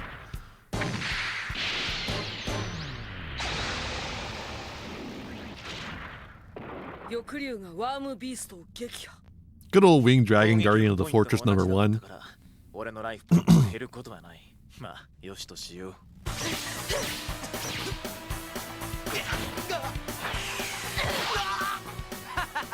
その調子やアイリーン。 Come on, Eileen. 何やってんだ。このバトルスーツはめちゃくちゃ重くて自分じゃ動けねえ。お前の操縦が頼りなんだぞ。そんなこと言われても。海馬くんのターンは終了したが、場にモンスターのカードがない。この場合、手札の中から壁となるカードを出さなければならない。 That's true, Bakura. That's how card games work. 海馬の出した壁となっているカードにむやみに攻撃しても危険だ。ここは俺もカードを守備状態にしておく。ターン終了。なるほど。俺がブルーアイズホワイトドラゴンを出す前に場に壁を増やしておくつもりか。しかしそれは無意味だな。ブルーアイズホワイトドラゴンを出さなくともお前を倒すことはできるさ。壁モンスターを攻撃表示にする。闇道化師の詐欺。 Sagi the Dark Clown. 攻撃では翼竜には勝てない。魔法カード闇エネルギーで攻撃力を3倍にする。 Triples? Jesus Christ. 翼竜を攻撃。ダークグライド。 Okay, if that card tripled the attack of the monster it was equipped to, would it be playable? どうだ。In old school Yu-Gi-Oh, it might have 闇属 been. 性魔法エネルギーを加えたコンボ攻撃の破壊力は Probably, yeah. 確かにこのゲームは In the modern game, I don't think so. 勝てるというものではない。モンスターカードと魔法 There's カ a ード lot のコ though. ンビネーション Triple is kind of crazy. 鍵となるんだ。カイバ。やはりこのゲーム Easy threos and Mikanko? Yeah, but you're attaching them to your opponent's monster. ユウ頑張って。あなたのカードはおじいさんの魂がこもっているのよ。きっと勝てる。そうだ。きっとこの中にカイバに勝つ秘策が隠されているはずだ。ダメだ。こんなカードじゃ闇道化師 Ah, that card can't be Dark この Clown. モンスターを守備表示に I better throw it 持 away. ちこたえるしかない。 Yeah, put it on the field. I think that would be a good idea. ならば端から順番に蹴散らしてやるまでだ。ダークグライド。ダメだ。Did it just destroy both? What the fuck? Yeah, Maha Vilo did have a Stindle playability. And if you could just triple its attack, that'd be kind of looking crazy. 少しは要領を覚えたようやな。何よこれぐらい。格闘ゲームなら私だってゲームセンターでやったことあるんだから。見てなさい、究極の手よ。バババババババ。みなぎってきたぞ。やるじゃない。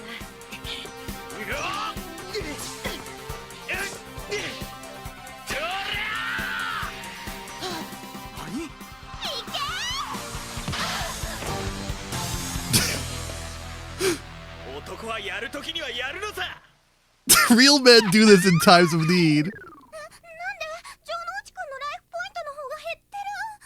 愚かな。必殺技を使えばエネルギーを消耗する。まず相手を疲れさせてから使うのが定石。こんな風にな。必殺疾風爆裂剣。That's not how. That's not how that works. What? ジョノウチ、俺は信じてるぜ。お前はそんな奴らにやられちまう玉じゃねえってな。Well, you don't gotta believe in Joey, you gotta believe in Miho. They didn't come up with a meter yet, I guess.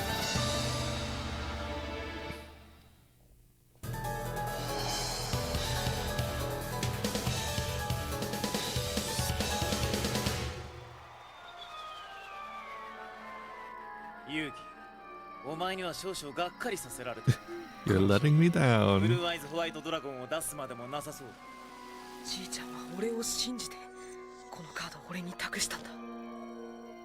ユーギ、お前なら海馬に勝てる。聞こえる。Like, you know, with Honda's disposition, I feel like if they lose, it'll be Janucci's fault. If they win, it'll be Miho's.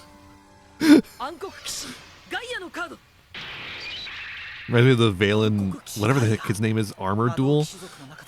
When are we getting those cards? I don't know.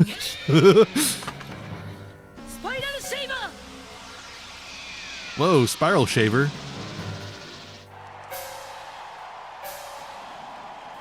When are they making that continuous card? Spiral Shaver. まだ切り札を持っていたか。勝負はわからないぜ。最後まで。うぬぼれるな。結末は決まっているんだ。ブルーアイズホワイトドラゴンを引いた。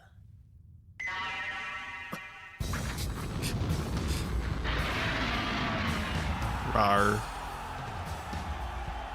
What kaiju noises will they use this time? せっかく切り札を引いたのに残念だったな。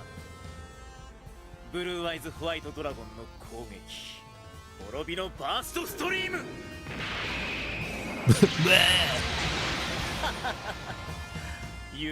Revealed private knowledge disqualified. Judge, judge. お前はもう終わりだ。遊戯王、これが俺の力。手段を選ばずに切り札を手に入れた俺の執念の力だ。お前は仲間との結束の力を信じているらしいが、そんなものは何の役にも立たん。 Yuki's getting small. 情けを捨てた巨大な執念の前ではな。兄様、違うよ。Impotence. 僕に情けを教えてくれたのは兄様じゃないか。でも兄様は変わってしまった。僕は兄様と二人で笑いながらチェスをしていたあの頃が一番幸せだったよ。攻撃、破壊、大喝采。 The orphanage pick, yeah. If he doesn't place any cards on the field, Kaiba can't attack him directly, so. 攻撃をすると思うか。しないね。そんなクソ弱いモンスターを蹴散らすより、ここはもう一枚カードを引いて、場に攻撃モンスターを増やしておこう。やはりそうきたか。これ以上攻撃モンスターを増やされたら。 Like this, in this era of duel monsters, there's no attacking directly. So if you just don't put any monsters on the field until you draw Exodia.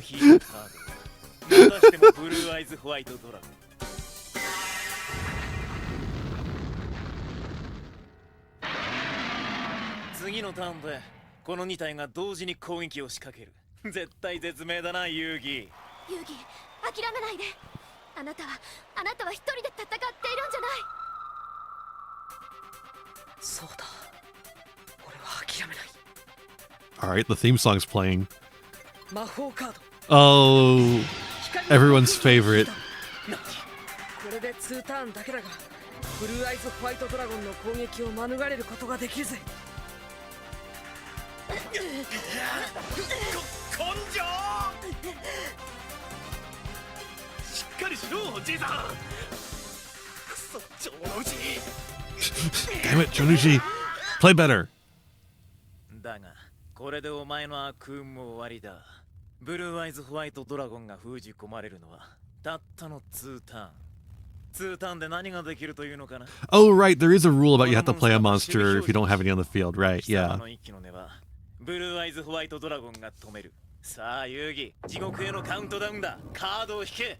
俺の手札は4枚。その中でバトルに使えるのは1枚のみ。あとの3枚は意味すらわからないカード。やはり俺の負けか。ごめん、じいちゃん。期待には応えられそうにないよ。わしは信じておる。お前ならあの少年に勝てる。He really is this little squirrel. 結束の力。じいちゃん。じいちゃんは何を言おうとしたんだ。カードにも結束力が。どうした遊戯、早くカードを引け。まさかこのデッキの中に。昔じいちゃんに聞いたことがある。デュエルモンスターズのカードは通常1枚に1体モンスターがいる。しかしこの世にはたった1体5枚のカードが揃って初めて召喚できるモンスターが存在すると。 Oh, he actually knows it. いまだすべてその5枚のカードを揃えた者はおらんのじゃよ。つまりその幻の召喚神エクゾディアを見た者はおらんということじゃな。もしじいちゃんがその5枚のカードをこのデッキに入れたとしたら、そうか、封印された体のパーツを集めるんだ。遊戯どうした。命乞いの時間稼ぎか。うわ。早くカードを引け。封印されし者の右腕。これで4枚揃った。これで光の五風剣の封印が解かれた。It's like they're deflating. そして俺の引いたカードは Judge Yugi slow playing. ブルーアイズホワイトドラゴン。次のターンで3体のブルーアイズホワイトドラゴンが総攻撃を仕掛けるぜ。さあ最後のカードを引け遊戯。ダメだ。俺が集めた4枚のカードがエクゾディアのもの。 I wonder if Bandai, I guess Bandai didn't make this anime, but they were doing the card game at the time. So I wonder if Toei was able to get, because like Bandai had to deal with Godzilla. Like, so was Toei able to get the Godzilla roars and shit? Oh, they also have the Gamma roars too. I don't know. Is there just like not a law about the monster roars being copyright? Yeah, there's a Gamma roar.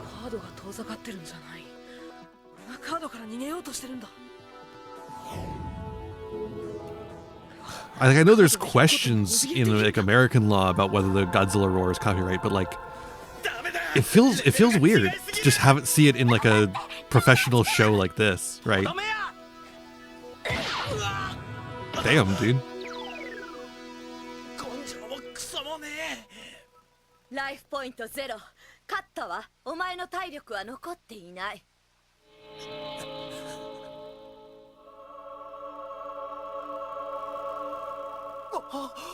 なぜ立ち上がってこれるの？思い出したぜ。俺は一人で戦っているんじゃねえ。俺の背中に仲間の心を背負っているんだ。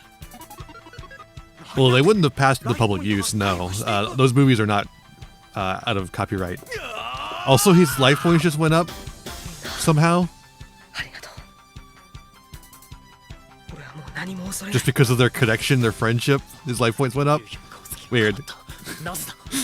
Kaiba, 俺は希望を手にしたんだ。俺の引いたカードは封印されしエクゾディア。 Here we go. まさかエクゾディあのカードは実際に存在するのか。とどめ必殺旋風脚3連発 Suicidal kick? Something like that? アホな。見たか俺たちの強さを。イデオエクゾディア。 Yes.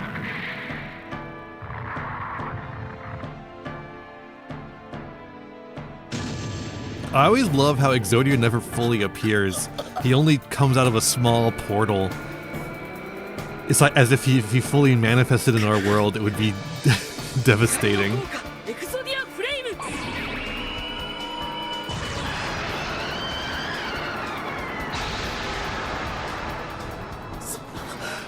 ブルーアイズホワイトドラゴンか。カイバ、カードと心を一つにすれば奇跡は起こる。お前の負けだ。そして負けた者への罰ゲーム、償いの瞬間だぜ。マインドクラッシュ。 Mind crush. お前の悪の心は砕け散った。兄様兄様兄様兄様兄様。 Was that frame the Exiled Fires of Rage card art? I think so, yeah. 木馬、カイは今闇の中で自分の心のかけらを拾い集めている。優しい心が少しでも残っているなら戻ってくるさ、きっと。勇気。 It's similar, but the art is specifically from DM. I see. みんな。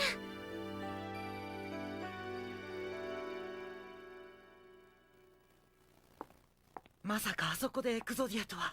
見事だったよ、遊戯くん。何か誰かが僕の中から出ようとして。遊戯、さすが貴様には千年パズルを所有する資格があるが、次の相手は俺だ。 Okay. それにしても今日はハードな一日だったぜ。なってるじゃん。もうあんな目に遭うのはこりごりじゃわい。どうか。かっこよかったよ、遊戯。Usually people are trying to get inside you, Bakura, including Miho. お前さ。何超のちくん。なんでもねえよ。待ってよ。超のちくんが僕に何を言おうとしたのか、僕にはすぐ分かった。 Aw. だって今日みんなと一緒に戦った記憶は僕の中で少しも薄らぐことはないんだから。探し求めた千年パズル、ついに手に入れるチャンスが訪れた。俺の持つ千年リングは形あるものに心を封じ込めることができる。 I don't like the Yami Bakura お前と voice. 仲間たちをゲーム世界の永遠の住人にしてやる。究極のロールプレイング、モンスターワールドついにスタート。 Monster World begins. 新たなる展開、襲う美少年。 The handsome boy who attacks. 手に入れてみせる。 I don't like this Bakura voice. I really like the Yugi voice. Do not like this Bakura voice. That'll be next time. Next time we cover Monster World and the movie. We're gonna get both of them done. For now, we're gonna go on an ad break real quick, and then we'll be watching some YouTube. Do a little react to a Farfa video, as we do sometimes here. Be right back.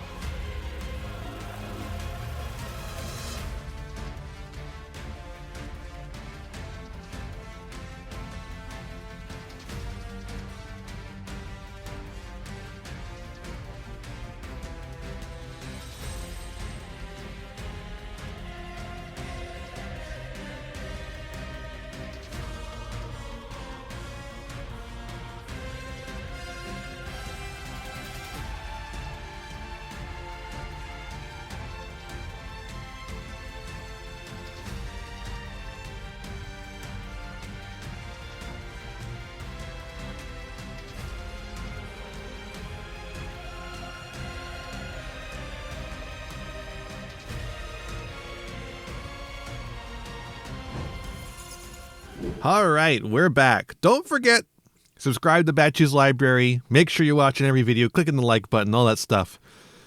All right. Let's watch a Farfa video. It almost feels a little mean that we keep watching the Farfa videos and making fun of his takes. But like he keeps putting them out. He keeps putting them out, man. What am I supposed to do about that? He doesn't like MBT doesn't put them out as often, so I don't react to MBT as much. If he didn't want me to make fun of them, he shouldn't put them out. All right, this one's about Ash Blossom though, so we'll see. We'll see. Video. Do we have to? The most divisive conversation this week in Yu-Gi-Oh! On Twitter, of course. Yep, and that is Ash Blossom and Joyous. Man has a bullying fetish. I refuse to engage with that. There's been more debate over the banning of Ash Blossom than Olympic gold news. You guys it's trending for you. You see that curling drama by Canada during the Winter Olympics? What is it with Canadians and legal cheating? Making branded Ash Blossom I don't think you can make that joke. Konami's gonna get after you, man. Jokes is all fun and games until Joe Biden has blocked you. Look, I don't know why an ex-president of the United States of America has me blocked on Twitter. It's just maybe throughout the course of the last 2 years, whenever what what is this video? Ash was mentioned, I would tag the ex-POTUS, but listen, it's not important. POV, you used Ash Blossom against the fire deck. There's nothing really. Is he just? Is this? I thought this was gonna be like a video about something, and not just looking at posts. Today we're going to be looking at this discussion once again. Ash Blossom. No, okay, it's just the beginning is looking at posts. It's just the beginning is looking at posts. This card has been around for almost a decade. 2017 Maximum Crisis, the second set of the year during the React format.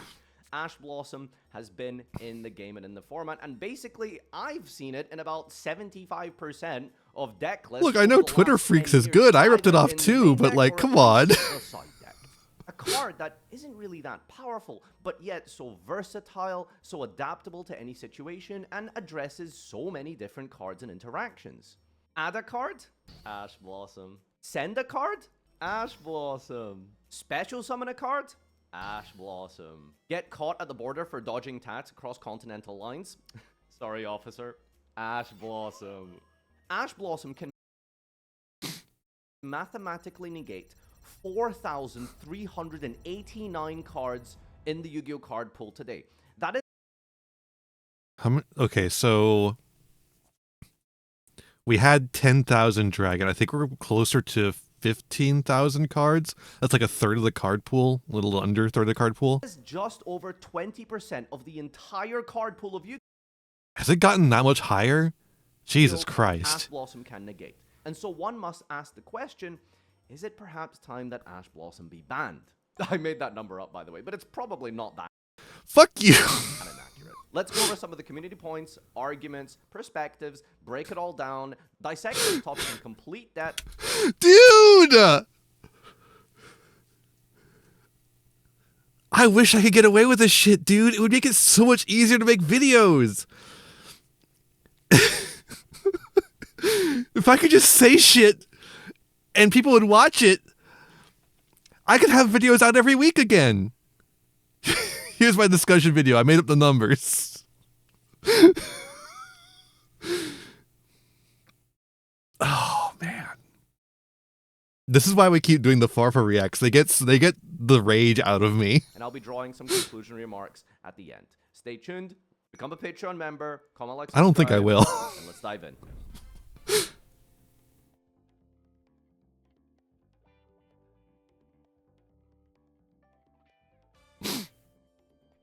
Before I get into the very specific polemics on Ash Blossom, I want to discuss an important concept here, and I want you to maybe pause for a second and ask yourself this question. Man. Why should a card be banned? What criteria are you attributing in order for because it reduces fun. I think a goal of here's my take. The goal of a card game should be fun. You ban cards to remove things that make the game unfun. Now the problem with that is that fun is variable between different players. So you have to make sure you balance what is fun with some players and what is fun with other players. That's the trick of a card game, right? A card to go on the forbidden limited list. That's why it's always going to be subjective. What should be banned? That question and break it down in your mind, it might create certain paradoxes. You might find yourself being biased and contradicting yourself when looking at all. Nope, mine is perfectly reasonable. It's just that it's not really quantifiable. My logic is perfectly reasonable, but not quantifiable because it is 100% subjective. Goal is for me to make out with cute girls and have my blood drained by them. Well, you know. Cards. We all do this naturally as human beings. Everyone has their own but goals. I want to look at this from my perspective and let me know what you think about this method. So I think there are 3 elements that dictate the card's necessity to feature on a ban list. Number 1, let's talk about power. That's probably the most obvious one. A card being so powerful that it needs to go on the ban list, right? But what are we actually saying when we say that a card is too powerful? Venomenaga, the deity of snakes, is a card that simply reads, after fulfilling a bunch of convoluted steps and quests and all this other nonsense, you win the duel. There is no card effect in because it has an alt-win condition. Just simply winning the duel on the spot, right? And yet you is he just explaining the concept of how cards can be powerful? Never find anyone genuinely asking for a ban of Venomenaga. I mean, I know people hate Habakiri, but it's not all reptiles, okay? And yet when we look at he knows his audience in the game of Yu-Gi-Oh! Historically that have been banned, something that comes to my mind would be something like Crystron Halka-Fibrax. Halka-Fibrax is an extremely powerful card, but yet in some ways is less powerful than Venomenaga. Yet what is it about this card that made it ban-worthy? Well, a couple of different sub-elements, and that would... I think Farfa needs to make a single addition to his keys. I literally said a pair of keys instead of videos. A pair of jiggling keys in the corner. Like, literally, dude. What the fuck is this? Keys of access, and how relevant that would be into a metagame. Crystron Halka-Fibrax basically checks every box you would ever want to create with regards... Here's how it checks mine. It makes unfun games by making a build-a-board combo way too powerful. Easy. Power in a competitive Yu-Gi-Oh! Trading card game, right? Now let's look at a second element. Yeah, Farfa should have a little lily in the corner just kind of dancing, just doing a little dance. Nothing's fancy, just a little dance. Why a card could be banned, and that is play rate. Play rate is... I don't think anything should be banned based on play rate. I think play rate is a terrible way to decide what gets banned. I hate that that's what we're doing with Genesis format now. I think it's miserable. I think play rate is nonsensical for a way to ban cards. This idea that I think as a community we've sort of figured out from observing Konami OCG specifically, and especially Mastodon, with regards to how they address some cards. What you'll have noticed over the last few years, particularly in Mastodon, is that there is a huge amount of semi-limited cards in Mastodon and in OCG. And for no fucking reason. Sometimes these aren't necessarily even just consistency hits. Well, I mean, by definition, they are consistency hits, but what it appears to be, and let me know what you think about this, Konami, OCG, and Mastodon tend to be doing hits based off of the play rate of cards. Cards that are just really popular get hit. We've seen this with all of the pot cards. I hate consistency hits. True! Miserable. Terrible way to run a game. Usually it's basically down to the play rate of the card. And yet play rate also does beg a lot of questions if we were to ban cards strictly off of play rate. You could argue something like Nightmare Unicorn should have been banned many years ago. Nightmare Unicorn is this generic monster duality. that basically every single deck in the entire game would play just because it's there, easy access, and it's non-destructive removal. But Sword Soul, Kai! Sword Soul! Nightmare Unicorn. The same case can be given Fluandereeze! a card that is played in pretty much 95% of deck lists, but no one would really say SP deserves to be banned. So, perhaps... I thought that SP should be banned, but only because it was an expensive card and it would have been funny. Perhaps play rate... And that increases fun for me, so... in the angle at which Still consistent with my ideology. The final one I'd like to talk about is win rate. In 2019... Again, stop trying to do data-based... I fucking hate data-based ban lists. Fuck off. Data does not determine what should be banned. It is completely based on feel. There is no objective way to create a ban list. There was a website which was really popular when analyzing the dueling book statistics of Yu-Gi-Oh! Dueling Book being a manual simulator platform that TCG players played the competitive game on, and it was basically the place to be to play the competitive TCG outside of real-life events. And it had an incredible amount of data and statistics. Every format is a vibes-based format. Exactly. One of the highest win rate cards during this time period might shock Exactly. you. Remember, the meta is Orcust, Sky Striker Trickstar, a little bit of True Draco, some Endymion, and yet for some reason, the highest win rate card... Everything agrees with Lily, exactly. I vividly recall was Altergeist Hextia. Altergeist Hextia had a higher win rate than even cards like Boral Sword Dragon. A card which, when you summon, you would think to yourself, well, they're going to end the game. The reason for that is, for anyone who's familiar with Altergeist and understands how the deck functions, there is a game state where you eventually get to, in Altergeist, where you have... If you get to Hextia, you win. Your resources. Okay, I think Farfa is actually agreeing with me. He's explaining the 3 ways that Yu-Gi-Oh! Determines whether to ban something, or like other people determine how to ban something. I think he's actually agreeing with me because of the way he's framing these things. Finally bringing Hextia to the field. Now, while you might not win immediately on that turn, or even in the next turn, it's just he's framing it like he's just like doing this in the stupidest way possible. I'm sorry, I didn't understand your game. Have established so much control that when Hextia is summoned, your opponent can't really do anything. Because he's not scripting it. If he scripted it, he would realize that this doesn't make any sense the way he's ordered it and such, and set it up. All of your different negates in rotation, the bounces, and of course the Hextia negate on top of that. So that's 3 different elements for addressing the banning of a card, and yet none of the examples I gave actually fully explain some of those cards, right? But I think if you put all of them together, you can maybe find something in the middle that meets all of these points. And No, he's not agreeing with me.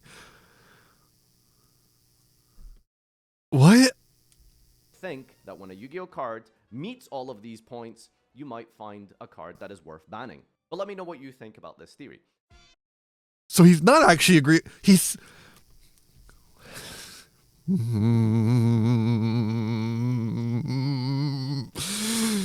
Okay. So in each of those examples, he doesn't list why you would use them. He instead lists why you wouldn't use them and then goes, but that's what I think. What do you mean, man? You just gotta use them all together. They don't... What do you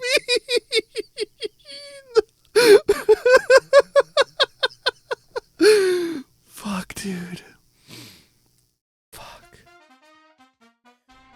Dude, is this going to be reading Twitter again? Says, I don't know why we're circling the drain on the Ash Blossom conversation. Yeah, the card should be banned. Obviously it should be banned. I don't know if that's true. If you like Charmies, you hate Ash and vice versa. That is probably true. I don't like Charmies. I think the only way Charmy effects work in the game is if it is a rule. If it's a rule that is built into the game and not a card you have to draw into. I think the uncertainty of whether you will draw into a Charmy or not makes the Charmies unfun, which, as per my philosophy, means they should not exist.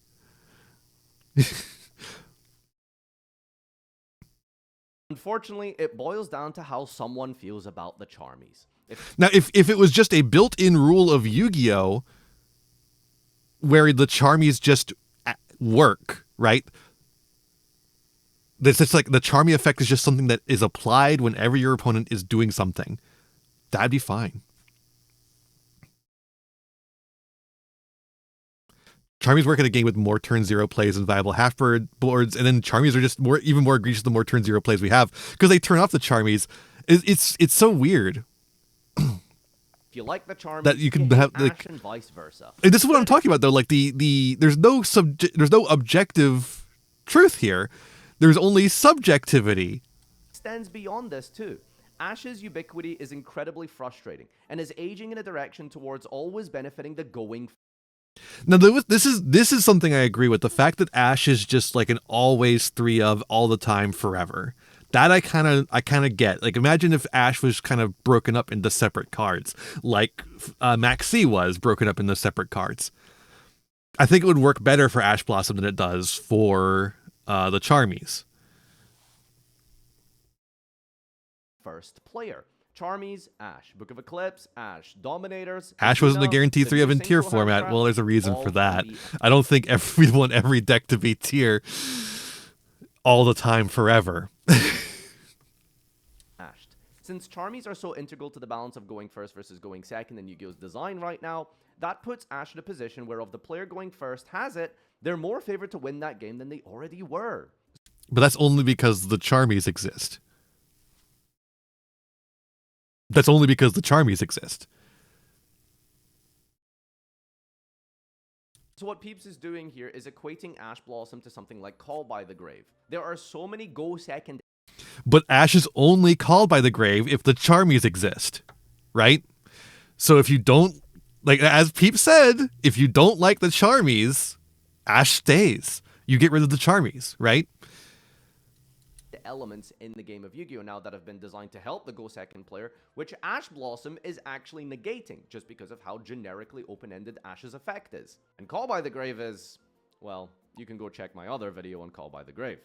Okay, Call by the Grave should not exist. That one is for sure true. Ash Blossom is a card that's supposed to help you going second, and yet ironically over the last few years, it's helping you go first more. Celza states, but only because of Charmies.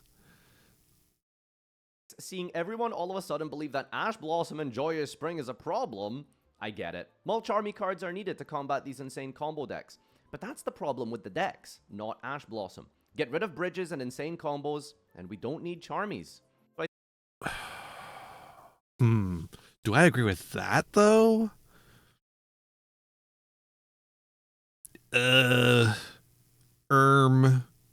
Just ban combo?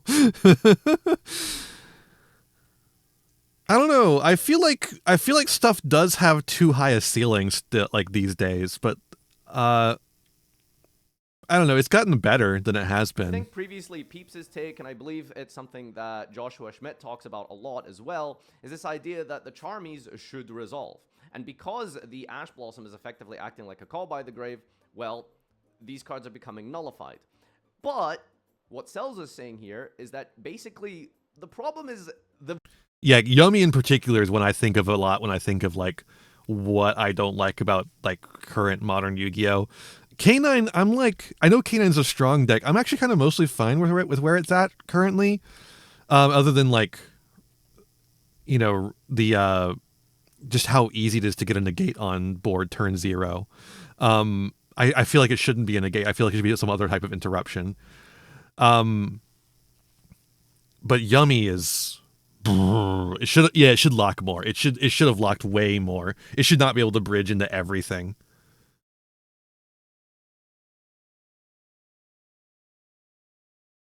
Yeah, I agree. We have a lot more low ceiling decks like Draco Tail, Radiant Typhoon, Tearlaments. I think decks like Cool Tune and I know Cool Tune isn't great, but it is in Genesis format. Yummy, like these things shouldn't be existing as the way they are. They should either lock more or they should have a lower ceiling. You gotta have one or the other. Reason the Charmies were made. I hate the way Cool Tune plays. I despise it. Bridges, the unbelievable amount of special summoning in the game that has caused the power creep to only increase. If you just bring down the power level, well, the thing is though, we are ramping up power creep though. In order to sell sets, because we tried ramping down power creep, and it won't sell sets. So now Konami's like, okay, we have to sell sets to survive, which I don't care if they survive or not, but they care. And they're like, we have to sell sets, so we're gonna ramp up power creep. And if you look at the cards that are coming, oh my good golly, Miss Molly. Blossom is fine because you don't need the Charmies in theory anyway. We've got Syriax chiming in here with, yeah, I'm on board with the Ash ban. Make a Charmy equivalent. You can only activate when you control no cards. I don't mind that. necessarily. To break a board with 4 negates and interruptions. Although, like, again, when you get into a situation where you have like more decked with turn 0 plays, card that cannot be activated when you control no cards becomes a dead card pretty quickly. Getting through them, just for them to also have Ash is garble, lol. Very similar to Max C, one of the most frustrating aspects is when you are going second. Perhaps you draw 1 hand trap. Your opponent makes a decent board, and you look at your hand and you think... Okay, but also you also have to think of like when they break your board and then start doing their nonsense combo, like what do you have available to you? Okay, I can bait out this SP Little Knight, I can play through this Savage Dragon, I can maybe do something about this back row that they searched. Ooh, I like that. Cannot be activated if you control more than 2 cards. Or maybe just even 1 card, if you control more than 1 card. And I like that. All of that just to be hit with one final disruption from the hand, the Ash block. Although it gets a little bit Kaiser Coliseum-y, I guess. You could like argue that, like if you have like a really big like fuck off guy like Dragoon that you're like doing a protect the tower strategy on, that could be annoying. But I don't know, it could be worse. It's just one guy. Case scenario could have been used as a How hard could it be to out? Just first. Pack a kaiju. Worst case scenario is a further disruption. I would love to see kaijus come. Well, I wouldn't actually. I wouldn't actually love kaijus come back into play because I don't like tower gameplay.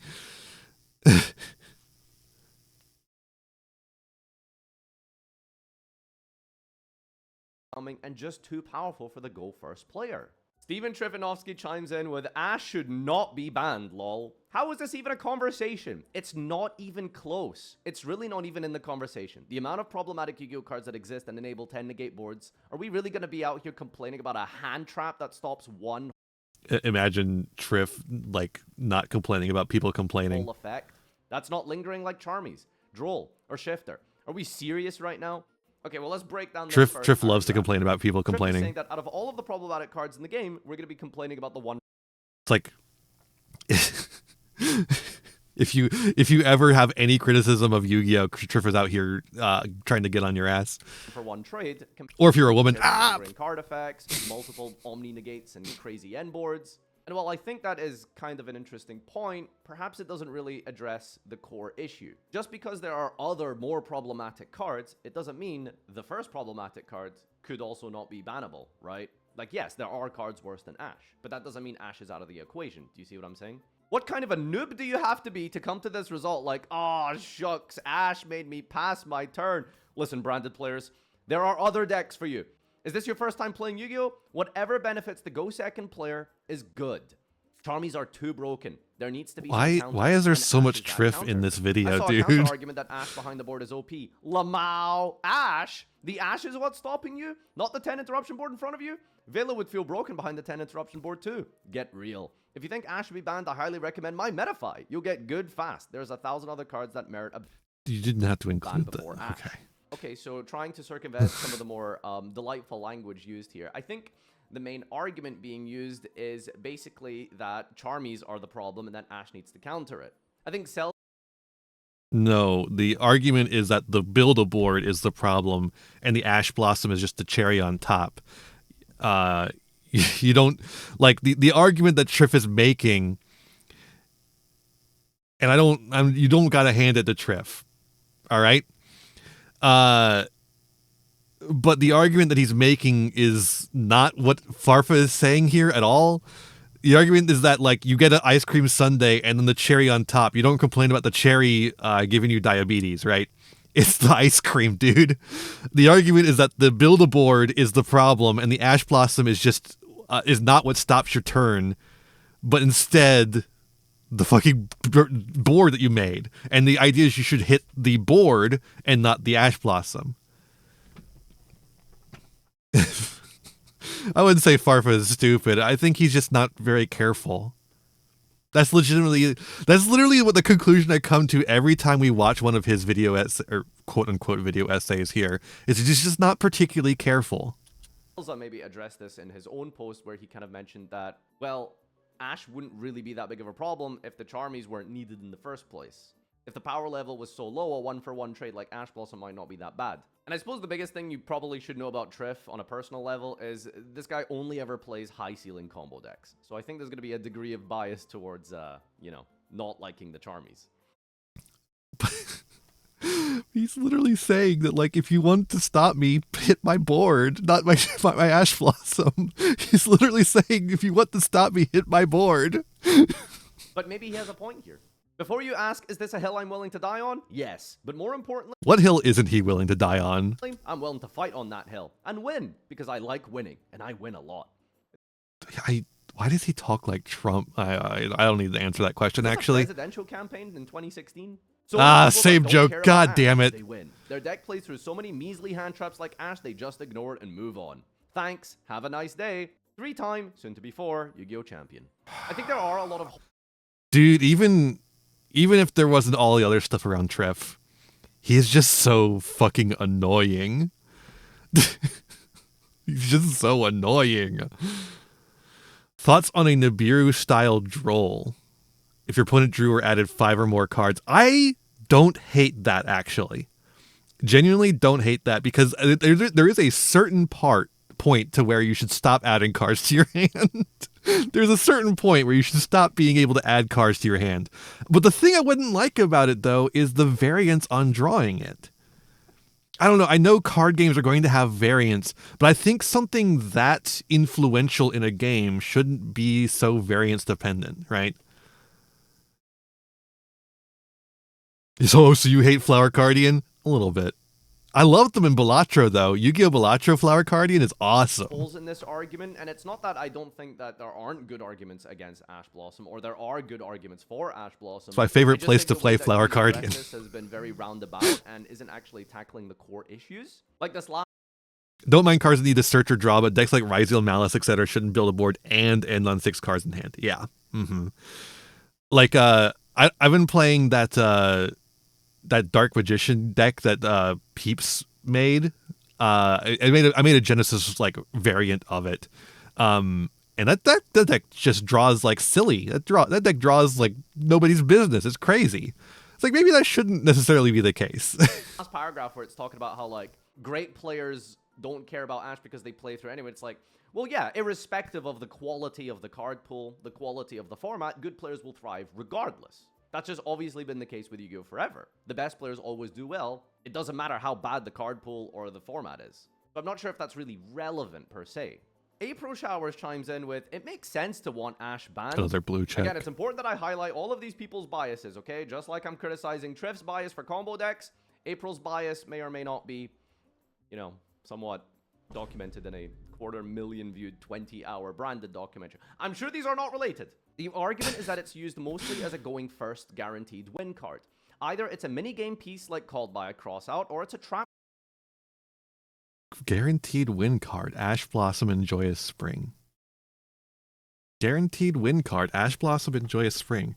Guaranteed win card? Guaranteed win card, Ash Blossom and Joyous Spring?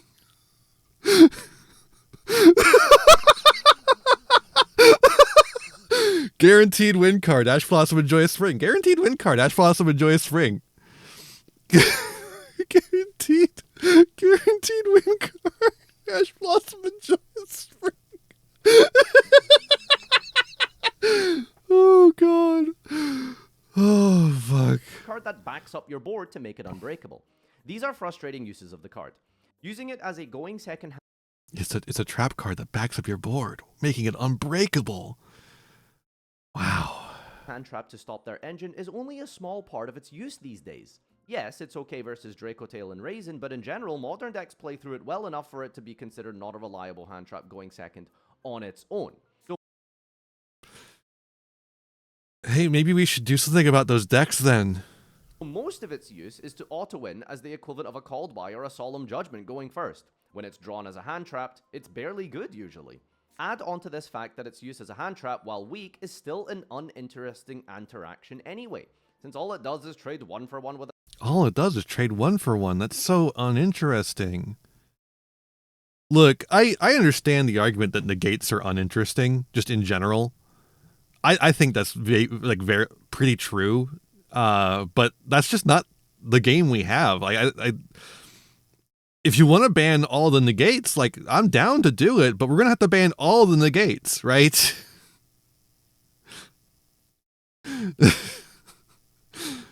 Me when I play the 1-for-1 game. Trading 1-for-1 is so lame. If you aren't getting 2-for-1, that's not good enough. It's not fun. A starter and simplify the game for both players. We have to ban the There's an gate attack. extender, Ash True. and other low-impact hand traps usually achieve nothing, making them feel like lottery tickets rather than strategy pieces. So, like, I just like. I don't know exactly where I sit on banning Ash Blossom or not. It's just like every argument I'm seeing here is so bad. even in the case of fair uses of Ash, it's not even fun. It either stops the I think I'm leaning more towards not banning Ash Blossom just because of how bad these arguments are. or it doesn't in a lot of cases. To me, this is a good case against the card. Its uses are usually overpowered and unfun, and in the cases where it's not overpowered are still unfun. Ash to 2. Ooh. Ash with Firewall or Thalia on Sunlight Wolf or searching it through a Beatrice combo are all very good. Ban Ash is reasonable but doesn't solve the problem. That's okay. Yes, that's my take now. That is my take now, Wobbler. I'm stealing it. It is a reasonable thing to think, but it does not solve the inherent problem. It is... Banning Ash Blossom is free healthcare. It's a reasonable thing to want, but it doesn't solve the fundamental problem of capitalism. Game-winning plays. No other hand trap besides Maxi feels so broken to have recycled like this. One of the only broken things people say Draco Tail has its ability to recycle hand traps, but let's be honest, it's only Maxi and Ash where that feels bad. Veiler and Nib or Magnamut, they feel fine and interesting usually. Okay. Nibiru? You like Nibiru, but you don't like Ash Blossom. You think Nibiru is a more fair hand trap than Ash Blossom. That is such a fascinating take. I want to see inside her brain. Branded player. Oh, that's true. That's true, yeah. The Light Monster, yep. Fire Monster, nope.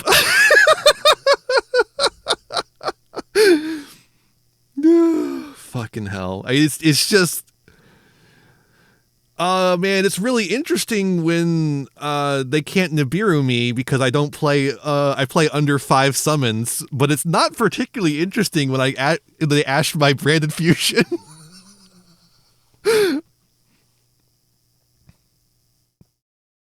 Maxi and Asher cringe, Earth and Fire, Veiler, Nib, or Magnamut are light and dark. If I can't play them in Branded, they're not fun. If they don't have synergy with Branded, they're not fun.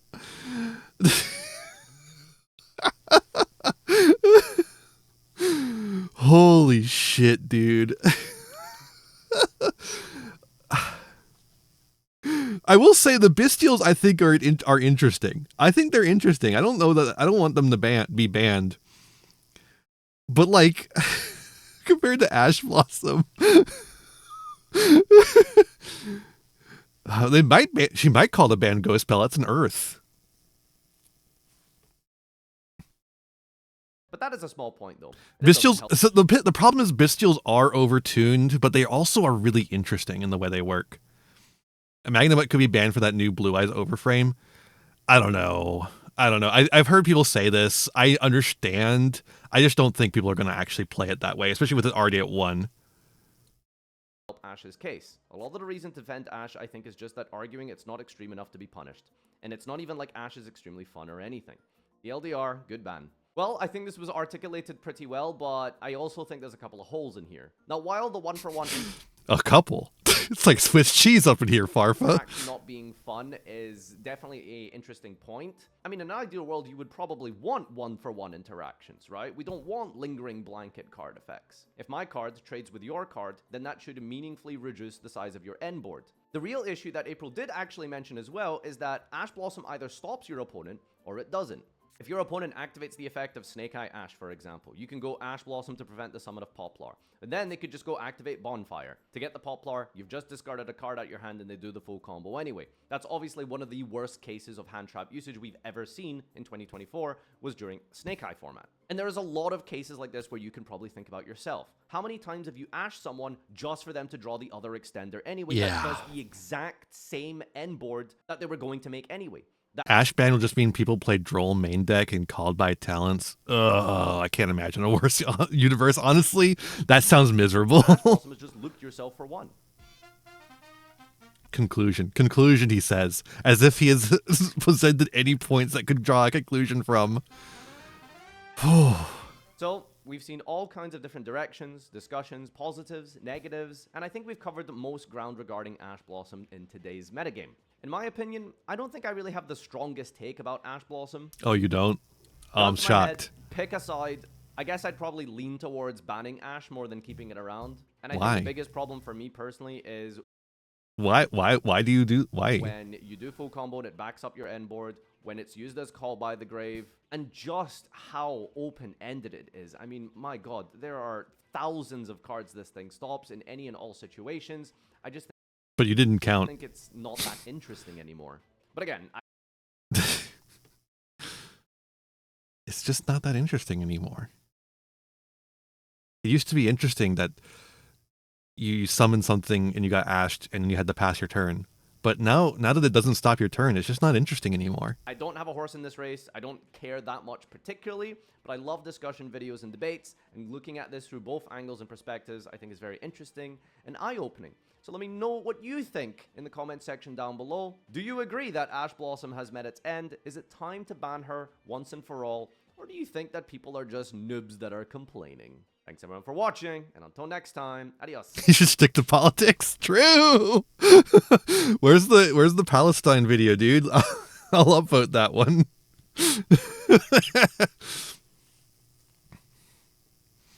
I'll be drawing some conclusions. That's a fun one. I'll negate your draw with Ash. That's a fun one. It's pretty cool. This is literally it. The whole argument is basically you need to resolve a Mold Charm or you lose, which really brings up many more pressing problems than whether Ash is legal or not. That's literally the entire thing. There is a fundamental problem lying underneath this entire video that is just not addressed at all. Why are we in a format where you need to resolve Mold Charm or you lose? And I don't think it's even true that you need to resolve Mold Charm or you lose. I don't think that's true at all. But if you feel that way, isn't there a fundamental problem with Yu-Gi-Oh? Right? Isn't that an issue that should be solved?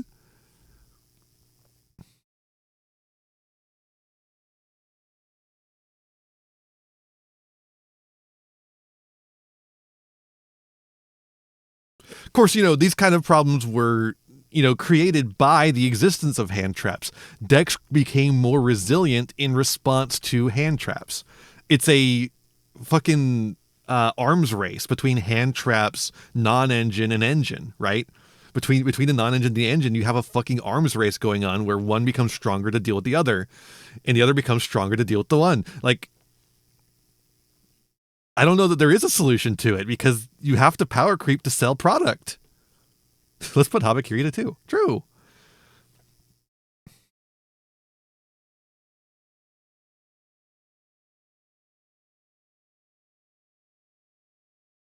I don't know.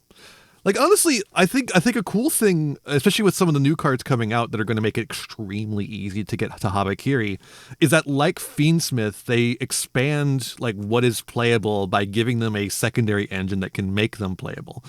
But like Fiendsmith, they kind of dominate the deck with the Mitsurugi stuff. And I don't know what the solution is, because if you live in the solution is you have to destroy capitalism so that you don't have to power creep. But even then, to keep interest in a card game, you have to power creep to a certain extent.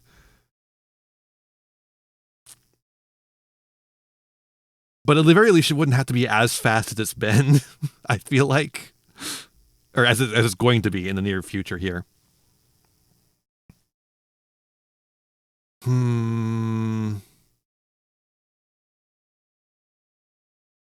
The solution is to unban tier limits. Lily, that's your solution to every problem. Yu-Gi-Oh's game philosophy? What is this this is him reacting to another video. Okay, I was like, what the fuck does he have to say about game philosophy? You know what, actually, I'm gonna go to that video and find the video he's reacting to so I can react to it. Renegade Redoer, game philosophy needs to change? Okay. Because that sounds interesting. Oh my god, it's a 2.5 hour video? What the fuck? Never mind. I'm not watching that shit right now. I'll watch it. I'm just not going to watch it right now because we'll be here for fucking forever. It's a new SEMO video. Well, okay, but I'm not Emperor Stove. I can't be reacting to Masochist video. What do we talk about here with SEMO?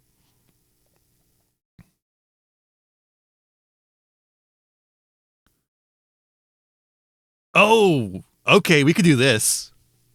Friend of the channel, exactly. Was a great year for the Yu-Gi-Oh trading card game.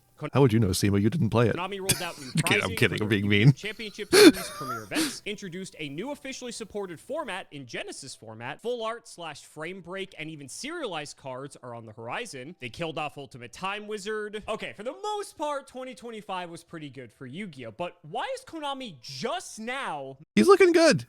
I'm glad it looks like he's feeling better. I like that. Making all of these changes. Konami is a billion-dollar company that operates like a small indie startup. Yu-Gi-Oh! Is notoriously known as the worst card game for competitive prizing. All you need to know is that if you've ever seen the memes about offering air...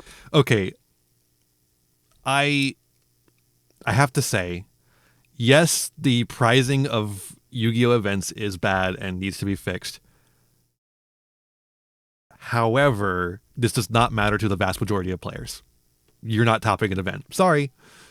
SEMO, Gage, and MBT are in the next Shuffle Up and Play with the Professor. Oh, fuck. We're going to have to watch that next Tuesday if it's up yet. I would love that, to watch that on stream. That's going to be fun as fuck. Fryers for prizing at Yu-Gi-Oh! Events? Yeah, they're real. Yu-Gi-Oh! Is also known as the game that has only one eternal format, and most other popular trading card games, both old and new, rolled out full art, alternate art, even serialized cards well before a game that's considered to be in one of the big three. So why now? Well...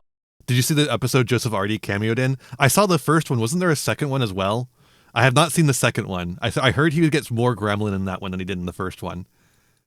Konami's bottom line is hurting. And when the legal money printer slows down, Konami doesn't like that. Historically, Konami makes the biggest changes to the game when they feel their... Supposedly health pending SEMO CGP Magic Prog is on the horizon? Huh. I will probably not watch that, but, it sounds interesting.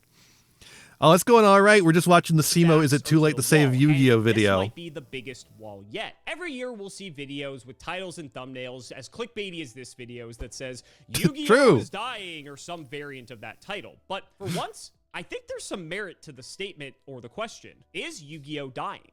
Well, of course you think there's some merit to the statement. You're making the video about it instead of watching. You keep me watching. I always like to argue that there are three main pillars. Depends on where they start Magic Prog. Yeah, that's the problem, is like, where do you start in Magic? If you start in Alpha, like, ugh. Pillars that make up any TCG community. The casual players, legitimately just start like a couple decades ago. Now, just like 20 years ago.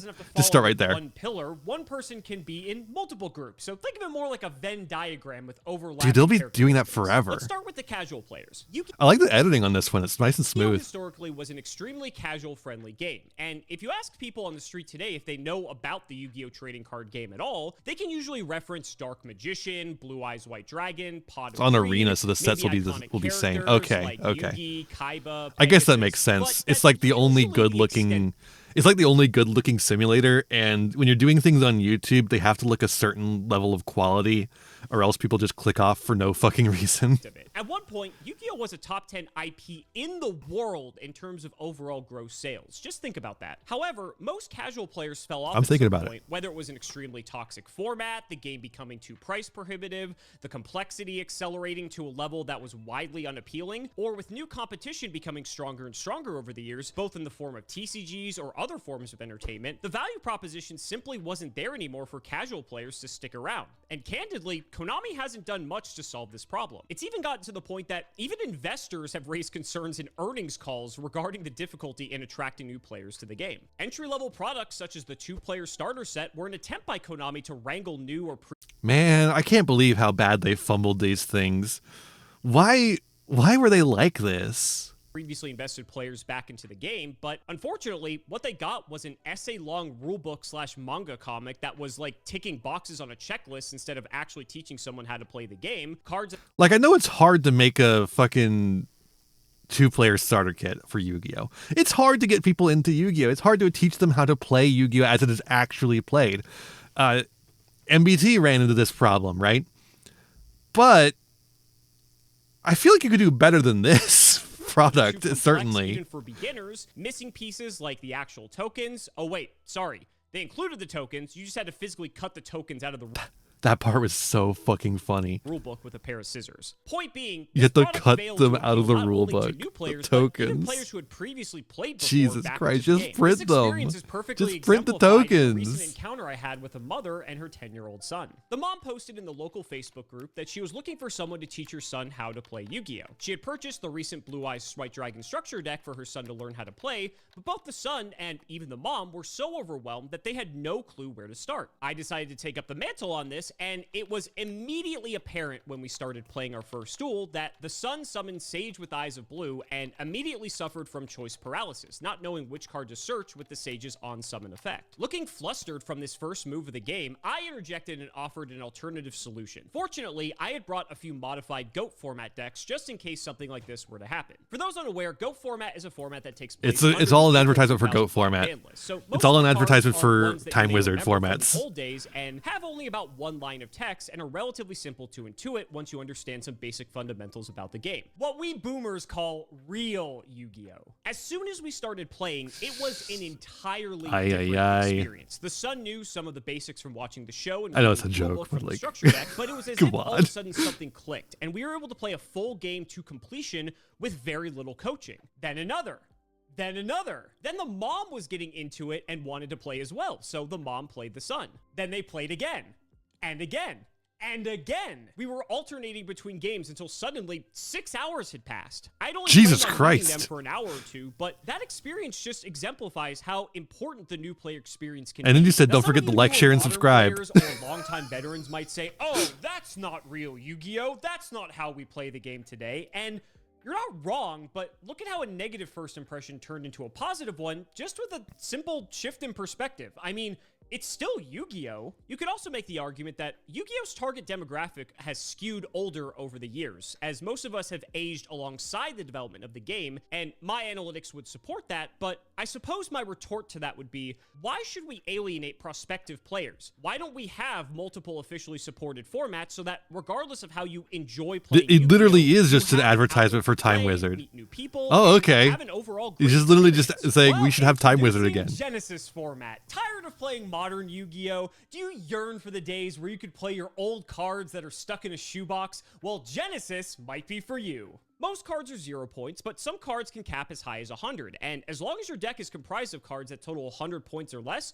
you can compete in officially sanctioned Genesis tournaments. It's really at weird they made this locals whole or like even promo YCS video for it, and then he never did anything like that Misplaying Pot again. of Greed? You can play 3 copies in Genesis format. The point values are constantly being adjusted for balance purposes, and as new cards are released, they need to be balanced into the format as well. Like, it doesn't take much to make something like that in After Effects. Just make more. Over this format, because we've received never before seen levels of communication regarding this new format, from blog posts discussing the format as a whole, what they feel might change in upcoming adjustments. The reception to all of this is overwhelmingly positive. Now you might ask yourself, doesn't this solve the issue of Yu-Gi-Oh being a one-format game? Dude, Genesis format. Can Konami support other formats like this as well? Like more simple formats such as GOAT format or Edison format in a similar way and allow players to choose the way they prefer to play the game? Unfortunately, It's not that easy. Well, it could be, but there's another factor at play here: profitability. See, Konami used to support older formats with the Ultimate Time Wizard series of events, where players could play their favorite retro format. Genesis has a lot of potential formats. Is by far and away the most popular retro format and was given the most amount of attention.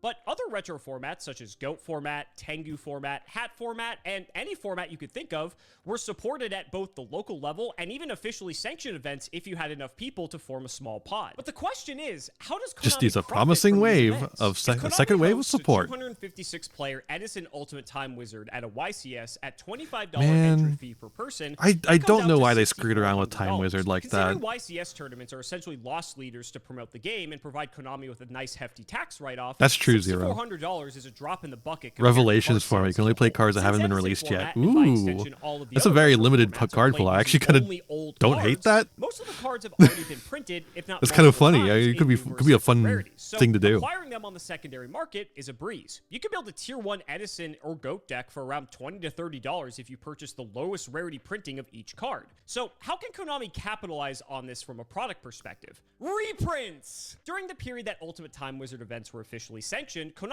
was He's so reprinting many happy staple to and be popular doing this kind of retro video format again. cards in newer, shinier rarities as a selling point for players He's having to purchase fun. these new sets. These sets weren't specifically dedicated to retro formats, but rather a giant reprint set as a whole containing cards from all throughout the game's history. Now, Yu-Gi-Oh! Isn't like Yeah, Magic the yeah. Gathering, And they aren't doing it at print new YCSs cards anymore, into right? a retro format. In fact, Konami once tried to change America's getting Time Wizard mugged by Europoids spiking their cortisol. No, my cortisol! Over time, certain cards have been modified, and even the rulings from Edison format to today differ Stupid. widely. So Konami wanted to update the format by using modern rulings, and the backlash was so overwhelmingly negative that Konami reverted their decision only a day later, actually unheard of. Implementing those changes would warp the format entirely to where it wouldn't even resemble the same game. For instance, Raiko, Lightsworn Hunter, wouldn't target, whereas it does target a card in Edison. Goyo Guardian, one of Is the this most video iconic whole video going to synchro just be monsters, now complaining about requires Time an Wizard Earth format? tutor, making it nearly unplayable in most decks.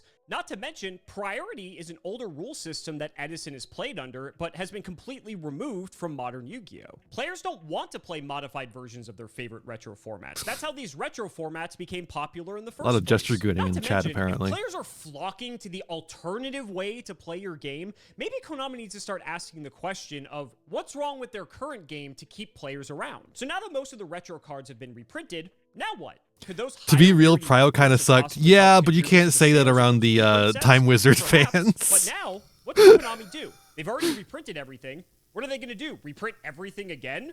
Unfortunately, this was most likely the largest contributing factor as to why Konami ended officially sanctioned support for retro formats. There just wasn't any money in it, or at least enough Speculation. to affect the bottom line of a billion-dollar company. I'm gonna be real. Goat and Edison or dog shit formats aren't really fun to begin with. I don't feel like that. Goat is kind of bad. I like Edison format though. I think Edison format's a fine format. It's not what I prefer to play, but it's a fine For the format. next section of this video, reprints. Reprints, reprints, reprints. If there's one thing that Konami is actively praised or disparaged for, it's reprints. If you're unaware, Konami is notorious for its heavy-handed reprint policies. Most cards are reprinted within a year, if not sooner, and nothing is safe. As a result, collector value for new sets is essentially non-existent. You see those videos all over social media Which is only a problem if you're a Ruxin fan. where people are clamoring over getting the next set of Pokemon or One Piece? Well, Yu-Gi-Oh! Has the opposite problem, where our product is literally rotting on store shelves. Since the Okay, but that's a different problem from the reprint policy. The reason why the product is rotting on shelves is because they tried to stop power creep. They tried to slow down power creep. Cards were not as powerful, and we're getting like worse sets that just weren't worth opening. thesis of this video is asking a question about the future. It's important we take a step back to the past. He is saying two facts that seem like they should be related, but actually aren't because there's other factors involved. Released on July 26, 2019, and introduced the brand new Starlight Rare. This was an attempt to inject more value into sealed I swear to God, I thought he was about to enter into a progression series intro. booster boxes by offering a new set of chase cards in each new set release. Appearing at a rate of roughly 1 in every 2 boxes, or 48 booster packs, there were 4 Starlight Rares per set. High They did rarity fuck base up the versions of Starlight new cards thing. printed within the same set. Shortly after, a fifth I will Starlight rare was say that. introduced as a legacy reprint of an old iconic Yu-Gi-Oh card that typically also bared some resemblance to the set it was printed in. It seemed like a glimmer of hope for the collectors Some who were wanting resemblance. something more out of Yu-Gi-Oh products, since most cards were inevitably devalued due to Konami's heavy-handed reprint policies. However, in true Konami fashion, not even the brand new premium Starlight rares were safe from the reprint machine. As part of Yu-Gi-Oh's 25th anniversary celebration, which felt like it lasted 3 years instead of 1, Konami designed yet another new rarity, the Quarter Century Secret Rare. Placed side by side next to a Starlight rare, these two rarities look nearly identical. And of course, Oh my god, I never noticed how close they were. Like the difference is obviously the watermark, but you can't see the watermark in this lighting like at all. It's right here. Collectors should get fucked. True. Literally true. handful of cards that were slated to be reprinted in this new rarity ultimately ended up being the most valuable Starlight rares from the years past, immediately cratering the secondary market. If that weren't enough, these once high-end cards were also reprinted in 6 additional rarities in the same reprint set. Once again, are you complaining about rarity collection? Dog, are you complaining about rarity collection? Get the fuck out of here. Don't talk shit about rarity collection, mud. Fuck off. Again, the collector. This only matters if you're a collector. This only matters if you're a collector. And if you are a collector, if you're a speculator, especially, I have one thing to say to you. Die. I'll tell you, Tim, this guy should be beaten to death with baseball bats. Got crushed.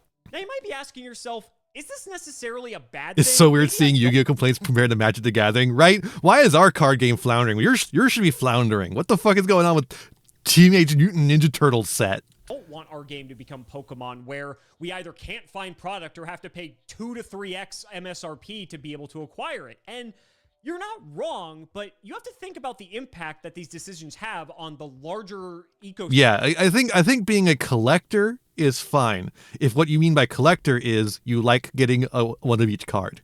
If you're an investor, if you're looking for card value in your collection, I don't like you. I don't like you. I have not heard that TMNT is a good set. I've only heard people complaining about it, but I don't. That's not my. I don't go here. I don't go here, so I don't know.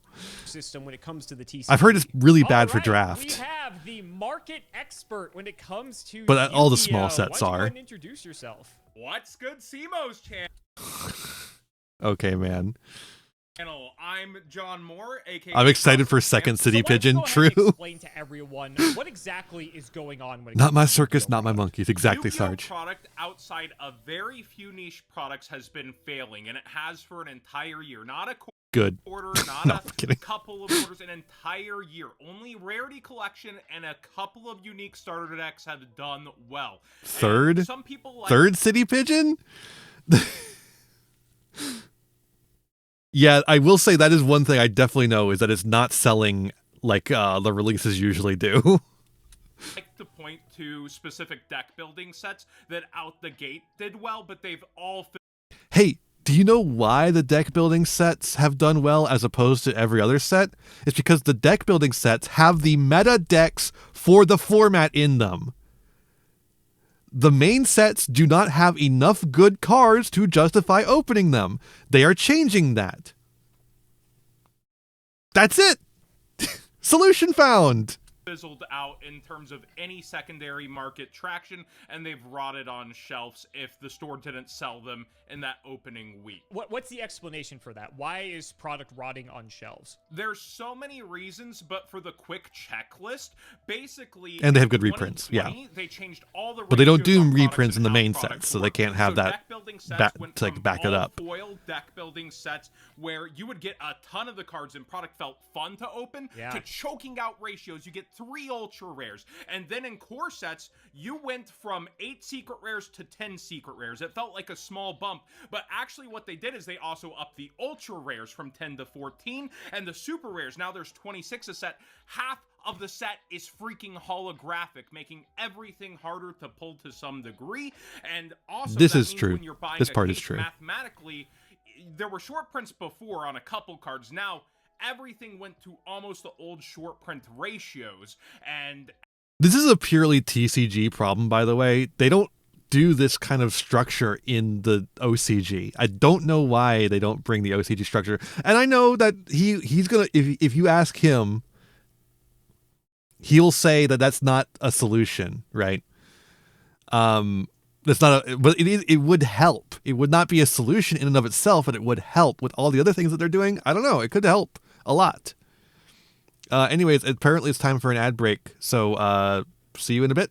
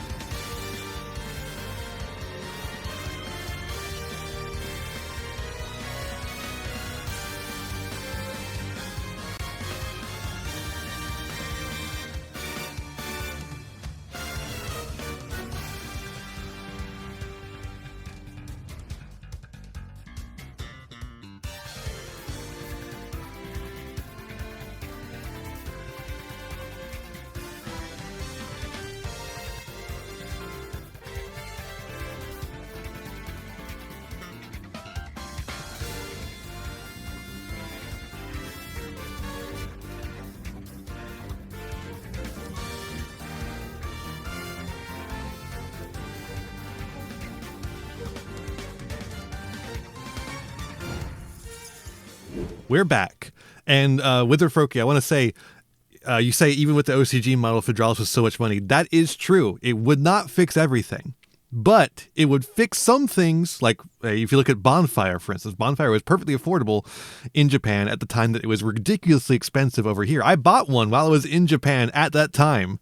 It was really cheap.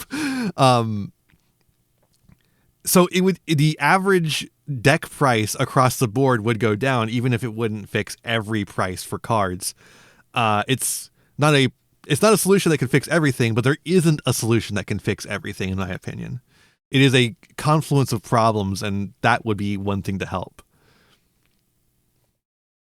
everything became harder to pull. You Like everyone's looking for like the one solution when it needs to be like there's got to be multiple things going on to fix it all. Automatically could not pull a playset of every secret rare and an entire booster case that Have a nice people used to night, spend Sarge. $720 on. All right, and if Need we're to bring going back be special editions and talking print whatever about super cards expensive one and of the them. market, of course, we have to include the one and only Ruxin. They do 34 kind of have the special editions, but instead of getting open a lot of packs. a promo, oh god, Ruxin. Instead of getting a promo, you just get like a fucking field center now. Like I bought one of the Mesa Muertos special editions. And I fucking got like a Dark Magician of whatever the fuck. The Walmart exclusive bundles, yeah. I got the little field center. It actually looks kind of cool though. It's got a little transparency to it. I like it. It's just like I wish this was something more useful. The fact you can get Sandwich Day is awesome. Yeah. Packs. I've opened Okay, what the fuck is Ruxin gonna say? Sets, trying to get Ruxin, well known for playing Yu-Gi-Oh. Also, House of Champs, well known for playing Yu-Gi-Oh. I've not. Interesting that I haven't seen it. He hasn't contacted anyone who plays Yu-Gi-Oh yet. I do a lot when it comes to opening product and even play a little bit as well, especially the old stuff. You're also like the only pack opener for Yu-Gi-Oh at this point. I mean, Pokemon has like you're the last remaining one, and you're hanging on by a thread. But you still managed to make a name for yourself, which is great. But I wanted to have you on because I wanted to talk about what has been happening to Yu-Gi-Oh product for the past several years. As someone who has opened thousands of packs and is very intimate with the market, I thought you'd have a unique perspective on this. Like, I don't care about the market. I do not care about the market. As you said, I'm barely hanging by a thread as an opener. A pack of sleeves, a die, a few packs, and a guaranteed promo. Yeah, that would be perfect. I would love that. I like the dies that they were, like the legendary duelist things that they were doing. If those had been good packs, if the legendary duelist things had been good packs, I think they would have been great. They just had to make them good packs people wanted to buy instead of shit packs that nobody cared about. Because thanks to all of the recent product, I guess there has been some changes. There's been some negligence potentially. It's really getting hard to enjoy opening packs anymore. It used to be such a fun thing to do. Pretty much anybody liked opening a pack because there was something cool inside. There was something you could pull. Well, recently, over the last 5-ish years, probably 4 or 5 years, packs. Have you? I know he obviously has, but you at home, have you ever opened one of those old Yu-Gi-Oh packs? Just not just like a bunch. The thing is Ruxin opens a ton of packs. Have you opened one pack? Just one pack of those old Yu-Gi-Oh products? Miserable. It is never fun to just open one pack. Never, ever, ever. You have to be pulling at a ridiculous rate to actually have fun opening Yu-Gi-Oh packs. Got less and less worth opening. Do we count the reruns of Metal Raiders? That's exactly what I'm talking about. I opened the reruns of those packs and I was just like, this is nothing. I don't care. The product itself was completely invaluable. Almost every there it is. He cares because it has money. Yu-Gi-Oh! That's not like a rarity collection set, which is a special high rarity set where everything's super blingy and shiny. The other boxes go for $30 to $40 for 24 packs. So you're looking at $1.50 a pack. So the product itself super cheap, which might sound good for an opener. Oh, great, you get to open it for really cheap. Well, the reason it's super cheap is there's nothing exciting to open. Like the only people that are opening it to get cards for their meta decks. Now, a lot of these sets don't even have. Oh my God, they're opening to play? Oh my God, they're opening cards to play with them. Oh God, say it ain't so. Have good cards to pull. Some of them do have a couple of nice cards you can grab, but you can just buy the single. You don't need to open 6 boxes to try to pull that 3 secret rares or whatever you want, and you're not going to get 3 secret rares out of 6 boxes anyway. See, the problem I have here's it's all going back to my philosophy. The problem I have with the way modern sets have been for the past few little while here is that most of the cards are boring and not fun. as like gameplay pieces because I don't give a shit about collectors. So if it's not fun, this is what I need for my soundboard. This is what I've got to get for my soundboard. Holy shit! Let me get this up real quick. If it's not fun, why bother? The game is fun. The game is a battle. If it's not fun, why bother? I need that. I need that on my soundboard.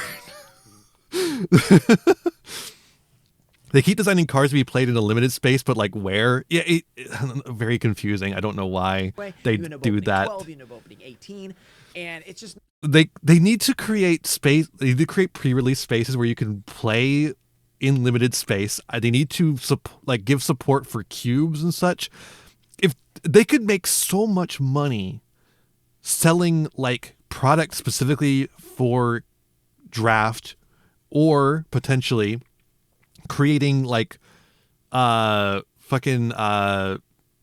stuff like side stuff for cube, right? Like making like a deck box sorter that supports cube, right?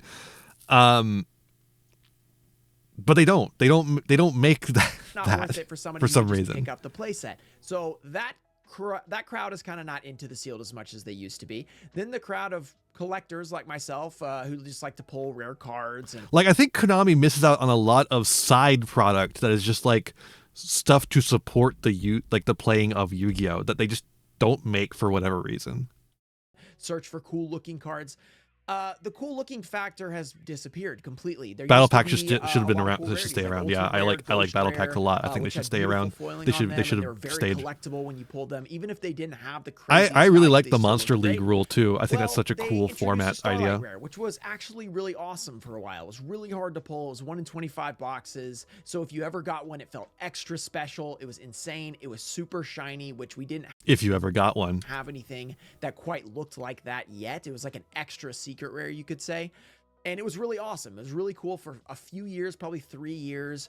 They held up really strongly. Some cards reaching $1,500 for a copy because they were so hard to pull and they were playable. And then there were some that were just collectibles, so they were hundreds of dollars. And they were like oh wow, they had so much money. A new goal for people that were opening boxes. They had so much money on them.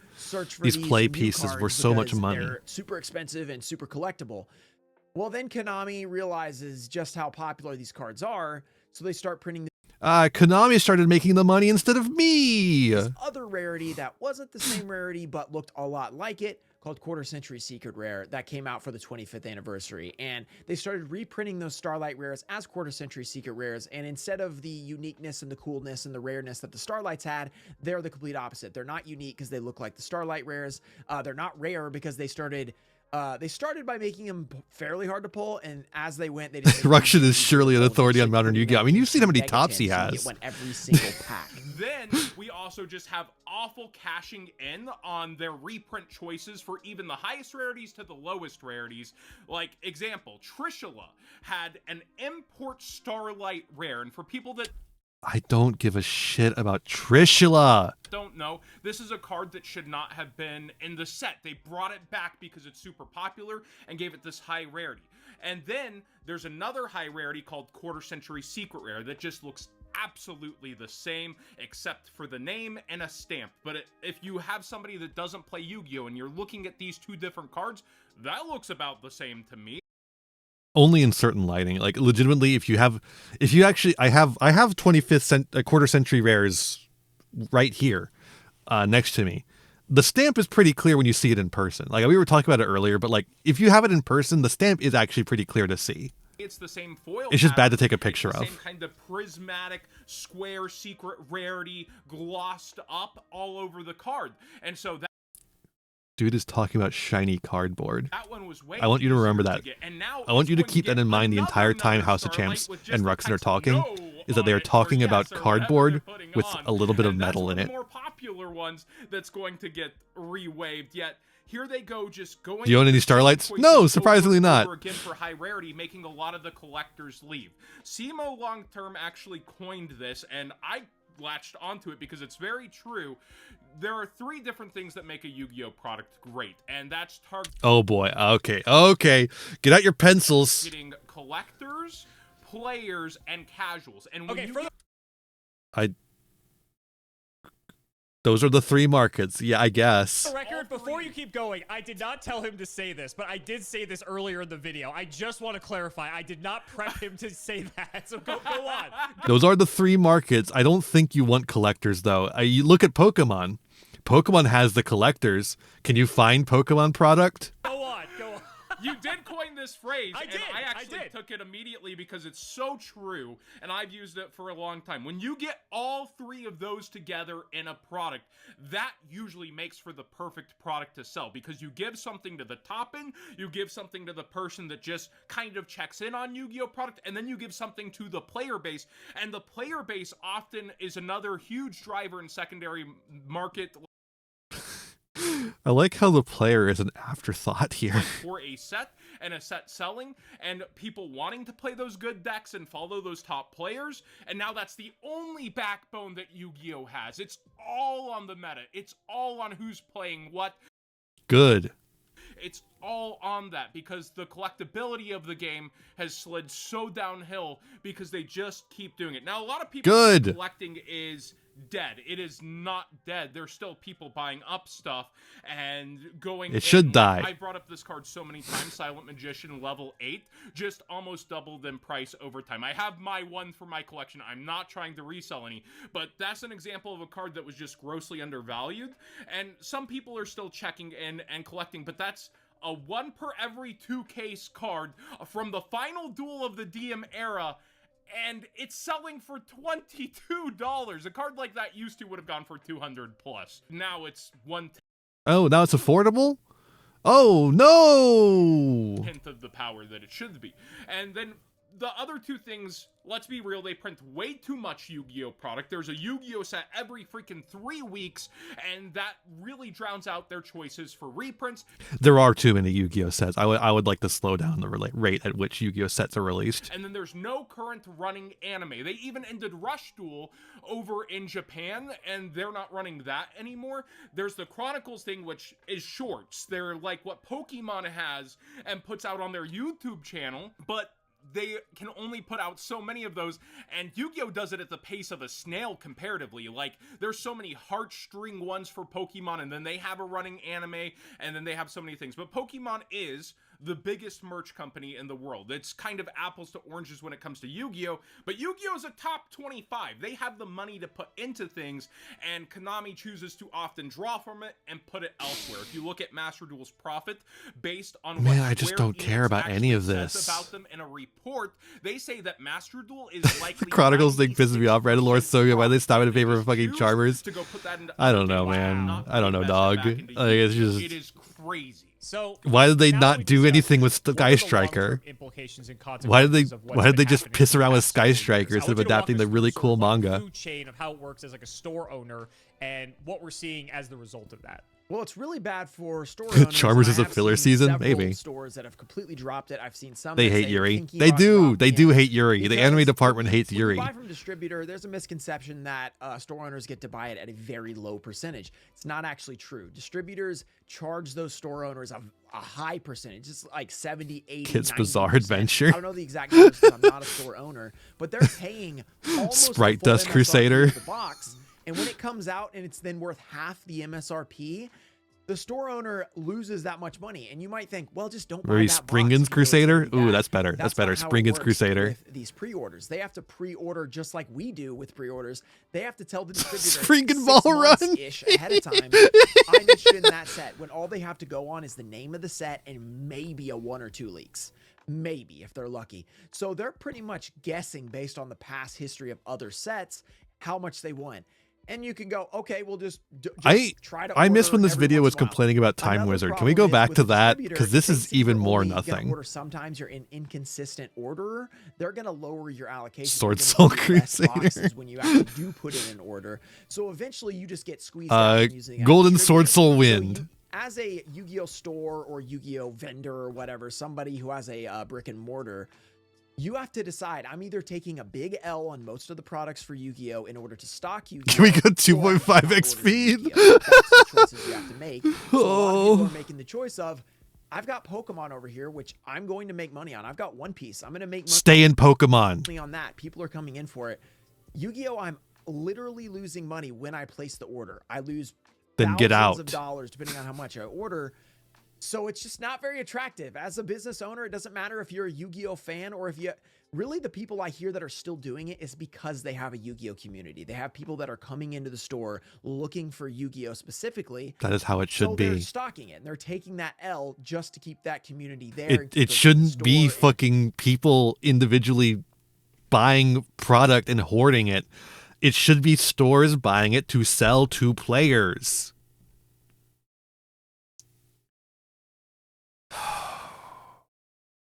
This is like complaining that your car loses value when you buy it. Why does my car lose value when I buy it? I can't resell this thing for more than I bought it for. You know, just support their local scene, not to make money because Why they're is never that? making money on the new product. They have to spend around 58. Well, that's the old number, yeah. If you want your job, if you want your hobby to be a side hustle, you got to start a Twitch channel, and then, I gotta go. It's $56 to $58 a box, I believe, depending on the amount they order, and sometimes it's $60. But they have to go to distribution and be like, I want to place my order, or they have to go And through Konami. Kai, that is what the problem that I think they're trying to solve by making the power creep stronger in the new sets. And that is a legit problem. I think it is a problem when players don't want to buy product, but I don't think it's a problem when collectors don't want to buy product. And the problem that Yu-Gi-Oh has is that both of them dropped out. Directly. But this video isn't addressing that. It's just addressing And collectors. say I want to place my order, and Konami usually charges a little more, and Distro usually has extra rewards. I've heard a lot of people are actually reneging on their orders with distributions, leaving the distro now to hang out to dry on Yu-Gi-Oh! Even, and go to other vendors, specifically with the Charmer Structured X. Hey, I will give you this 40% off of the price we got it at because we have so many and we see that it's failing. And that's another example of them ruining a line of Structured X out the gate. The first Chronicle Structure Deck did great with Albaz, meta warping card within the archetype, and having so many good reprints. You go to the Charmer one and they're like, let's slap the horror stuff in there. People like that, and not really doing enough staples, and it not even... It's crazy because the Charmer structure decks are not that bad. It's legitimately the Charmer structure deck is the Chronicles deck, that is, not the old structure deck. The Chronicles one is not that bad. People are doing cool stuff with Charmer K9. It's just not enough. I don't know. Changing the game in Genesis. So when we look at that, like, they keep doing that with different lines of products where the first one's a banger and they don't even repeat it like Maven's, or they just go in the line and they ruin it with the next one, like Ghost from the Past to Ghost from the Past 2. Whenever it feels like they've got some lightning in the bottle, it just fizzles out so quickly and they try to cash in on it. It almost happened to Rarity Collection. A lot of people don't remember Rarity Collection 2. I do not trust this man's beard. On its face, it's still selling for a loss, and it's all because of Konami's greed. They tried to sell it at double the cards for double the MSRP, and nobody in the Yu-Gi-Oh community wanted to swallow that pill on price point. And they like Rarity 3 and 4, even though they're spending more per card on that. And sorry for slurring my words, but I am very passionate about this, so I get really ramped up about it, because I've had so many people, friends with stores that do this for their living, and I used to...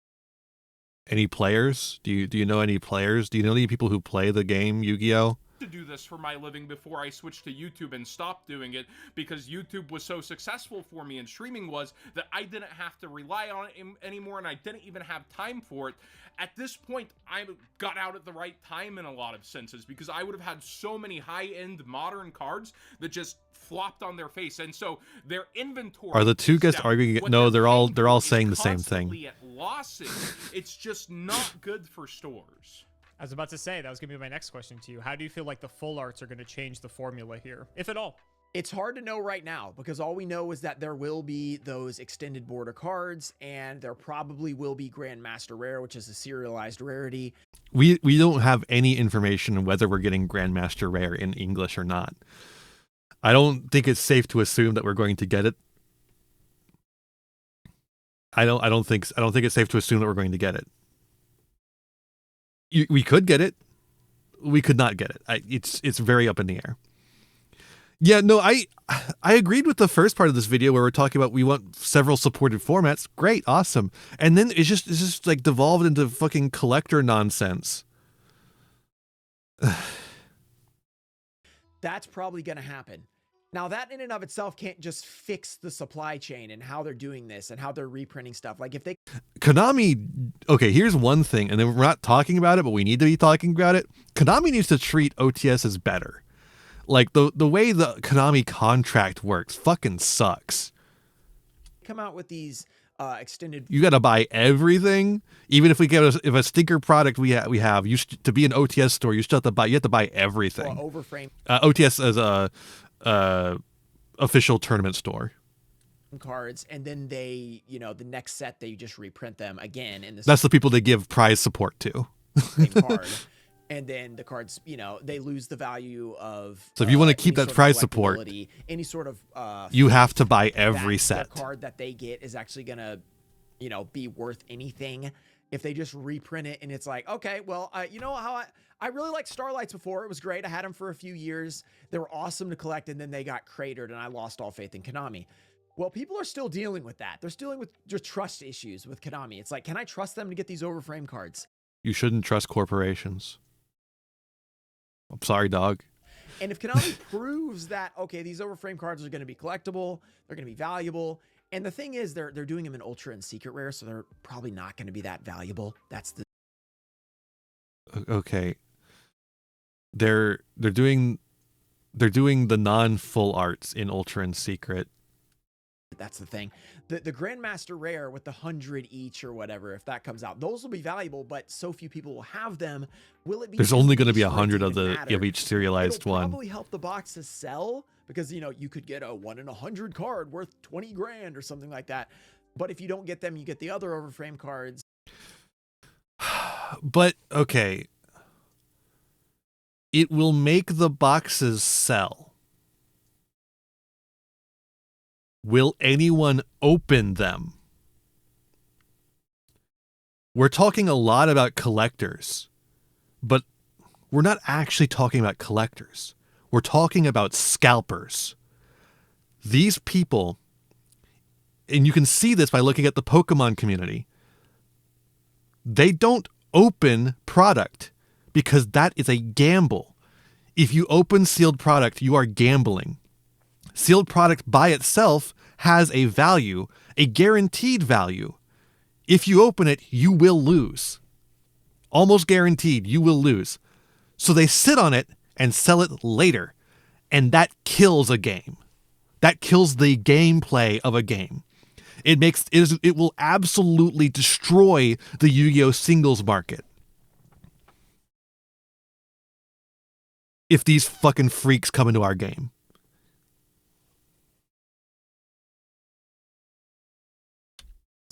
Will those be enough? That's the question. Will they be cool enough to sell the set as well? I think that the Grandmaster thing is going to sell the product initially, and we'll see if that can be enough to just drag it. I really hope... Can these losers get into poker or mahjong? The rest of us gambling addicts? Real? They should play tier. Yeah, I'm gonna open a box of the of that first overframe set, Rarity Collection 5, because it'll be releasing right around my birthday. I'm gonna buy a box for my birthday. And I'm excited. I like the look of the overframe sets. I hope I pull one or two. It'd be really cool.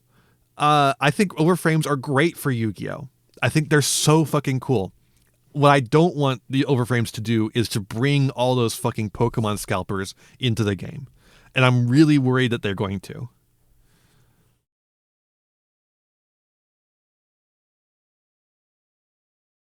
Or just do like drafts really on an open packs. Well, Zero, I'm sorry, you're so Magic the Gathering pilled. Drafting doesn't really work in Yu-Gi-Oh! Because our product sucks. Hope that they take some ideas of maybe tinkering the formula as well as those cool high rarity cards, and maybe they can reacquire those collectors. If you want to draft in Yu-Gi-Oh, you basically have to build cubes, unfortunately. Back to the collector. But after several years of just getting punched in the face, a lot of collectors are just out on Yu-Gi-Oh. Good. Stay out. So what a lot of people aren't thinking about, and I've already been saying for a while, the 25th promotion was so long. Magic the Gathering player killed my desire to play when getting some staples cost $200 because all the sets are being hoarded in pockets. Jesus Christ. Yu-Gi-Oh! Cubes can be great. Cubes are awesome. Japan loves to run these kind of promotions for about 2 to 2.5 years for everything because they sell so well. And usually that's cashing in. And I am very scared that with the extended arts, Konami is not going to resist, and they're going to end up re-waving those arts instead of breaking and making brand new ones. For I hope they do.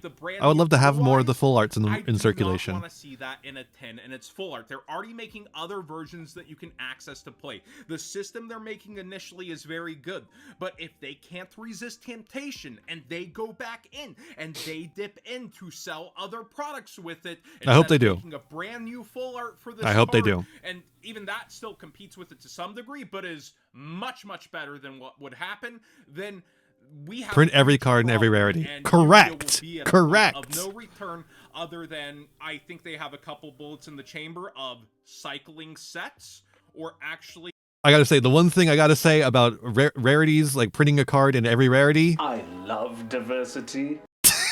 Trying to like relaunch the game in a different form or fashion, but I think they would try cycling sets first, which just isn't Yu-Gi-Oh! It's so cool when you have these cards that did nothing before. A random vanilla is suddenly meta. People are playing vanilla in certain decks. That's so fun thanks to Primite and other things. Like, it's so cool when they make cards that go back, and this has been happening for ages. Look at Dino Rabbit, and Sabersaurus is suddenly coming out with Caboozles. Like, this has been a Yu-Gi-Oh! Mainstay, and when you kind of would take away that charm of being able to reach back unless Konami makes a reprint of something, it just wouldn't feel Yu-Gi-Oh! In many aspects, and what? You'll cut off even more. What is he saying? This has been, I know, like vanilla that, which just isn't Yu-Gi-Oh! A different for actually try have a couple bullets in the chamber of cycling sets. Other than I think they probably is much better than what would happen. Then we have a huge problem, and Yu-Gi-Oh! Will be at a point of no return other than I think they have a couple bullets in the chamber of cycling sets. Why would they do that? Actually trying to like relaunch the game in a different form or fashion, but I think they already did that. It's called Rush Duel. They would try cycling sets first. Why would they try cycling sets first when they already have another? They've already done rebooting Yu-Gi-Oh! In a different format twice now. That's already their preferred format. Which you're just making shit up. It's so cool when you have these cards that you're making shit up to get mad at. Is suddenly meta. People are playing vanilla in certain decks. That's so fun thanks to Primite and other things. Like, it's so cool when they make cards that go back, and this is anyways, Yu-Gi-Oh! Should do rotation. Happening for ages. Look at Dino Rabbit. Like, look at Dino Rabbit. If Yu-Gi-Oh! Did rotation when they printed a card like Rescue Rabbit, they would reprint Sabersaurus. I think these kind of arguments fundamentally don't understand what rotation actually means as a concept. It does not mean no reprints ever. You reprint shit as relevant with cards that come up. Hoi, hoi. And Sabersaurus is suddenly coming out with Caboozles. Like, this has been a Yu-Gi-Oh! Mainstay, and when you kind of would take a I think Yu-Gi-Oh! Would benefit from a rotation format. I don't think they should only have rotation, but I think Yu-Gi-Oh! Would benefit from having a rotation format on the table. I think Yu-Gi-Oh! Would benefit from way more formats in general. That's all. That charm of being able to reach back unless Konami makes a I like how this video started out as like Konami needs to do more formats, and now it's like, no, you can't do rotation. You can't do rotation. It just wouldn't feel Yu-Gi-Oh in many, many aspects, and you'll cut off even more of an already really... Look, Magic doesn't have a reprint policy, but they do, don't they? They reprint shit every time they do the core set, right? They always do reprints in the core set, right? Am I missing something? Because like, don't they have a specific policy which says they'll never reprint the early shit. There is no core set. What the fuck is the yearly set then? The 2025 set, whatever the modern whatever the fuck. What am I insane? They stopped those. Oh, they stopped those? Really? Fucking hell.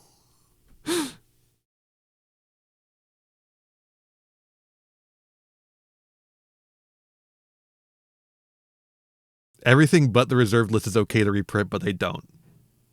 They just stopped doing reprints. They just stopped doing reprints.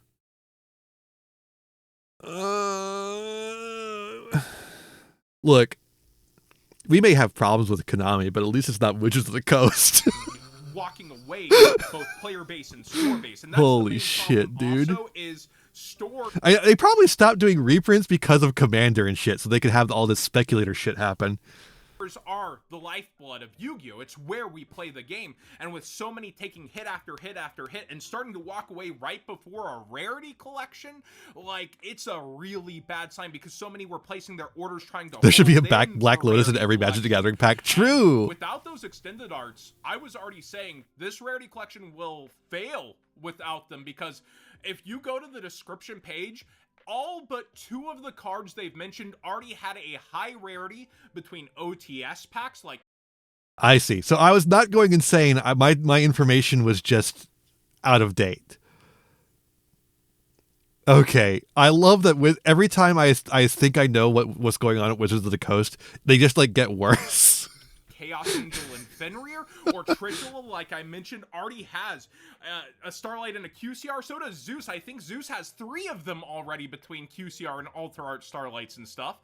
Like, they're just always doing worse. The Yeah. same high rarities, and that is another problem. It'll get worse before it gets better, because Mirror Jade is one of the most collectible Starlight/QCR cards already, and it's going to get that extended art because it's already been announced in the OCG, and that will likely have a Starlight version because all these extended arts in the OCG are getting Starlights as well. So I am manifesting every card in this man's collection going down to nothing. So it will get worse before it gets better.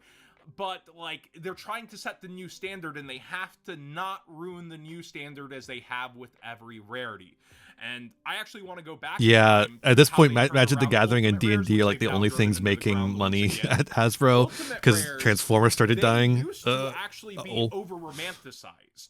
You have Shadows and yeah, I love when they say collectible instead of like valuable. They always love to say collectible instead of valuable, because they don't want to sound like it's just all about the money, but it is. Shadow Construct, right? When it was out, it was only $4 more for a first edition Ultimate Rare while it was meta. When precious. Billy won his event, Construct was $24 for an Ultra and $28 for an Ultimate Rare. Insane. Right when Billy won. Insane. And so yeah, that sounds like a bad format. People now, because it's got the money there.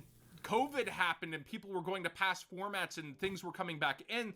Construct Ulti as a collectible went to $100 and like just had a $75 gap again versus like the Ultra. It's stuff like that that has really left as a lot of the modern collectors have gone away. For someone sounds bad. Blue Sky died. Oopsie. might pose the question to you. I'm more of a casual player. I like that everything is really cheap. Why does this affect me?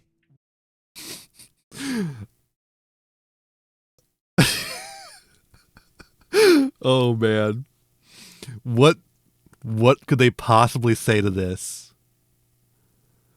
What is going to come out of their mouth right now? Why is this an issue in the macro sense that this matters? In the macrocosmos? Because to me, if everything's being reprinted into the ground, the cards are really cheap, I can afford to. I think that's, one of the takeaways out of 2025 is that Yu-Gi-Oh! Is probably at one of its cheapest points in the game's history to pick it up. And that's sad. That's sad what you're saying there. There's some exceptions to that, but for the most part, I would say that's probably the case. And so, what would your response be to anyone? I think it shouldn't be $100 to build a deck with that sort of knee-jerk reaction, because I wouldn't be surprised if we see a few of those in the comments. This is the biggest comment I see about this. It's like, I bet it is. Why are you complaining cards are cheap? Which, in theory, if you're playing right now and you're just acquiring decks and it's you, why should you care? I mean, don't care. I mean,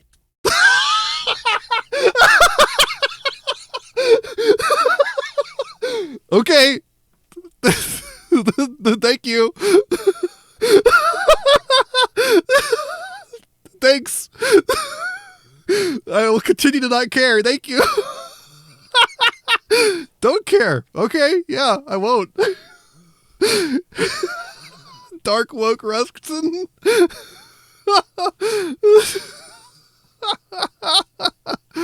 Holy shit. Oh, fuck, dog. Ah. No, he said if you don't care that the prices are cheap, don't care. Just don't care. To continue not caring, which is awesome. This is what makes Ruxin better than most of the other pack opener fuckers. I think he's a little bit more self-aware about it. You get to have your cheap decks, it's great. The problem is if you want to keep playing this game for a long time. Like if you just Okay, now he's coming back on it. Incorrect. If Konami failed, like it went bankrupt tomorrow, I would keep playing the game. The game would continue without Konami. Oh, the volume's a little low? Okay, we'll turn it up. If Konami died literally tomorrow, the game would continue. Netrunner. Have you ever heard of Netrunner? Anyone in chat heard of Netrunner? You ever heard of the card game Netrunner? Let me see some Netrunner heads in chat. You ever heard of that one? Because that's a card game that died. That's a card game that used to be alive and is no longer alive. Exactly, Lily. It is bigger since dying because the community took it on. Do you not think that Yu-Gi-Oh would have that same kind of energy with how popular Yu-Gi-Oh is if Konami died tomorrow and Yu-Gi-Oh is an orphaned product, an orphaned card game, no one to support it? Do you not think that people would keep it alive just the same way that they have Netrunner?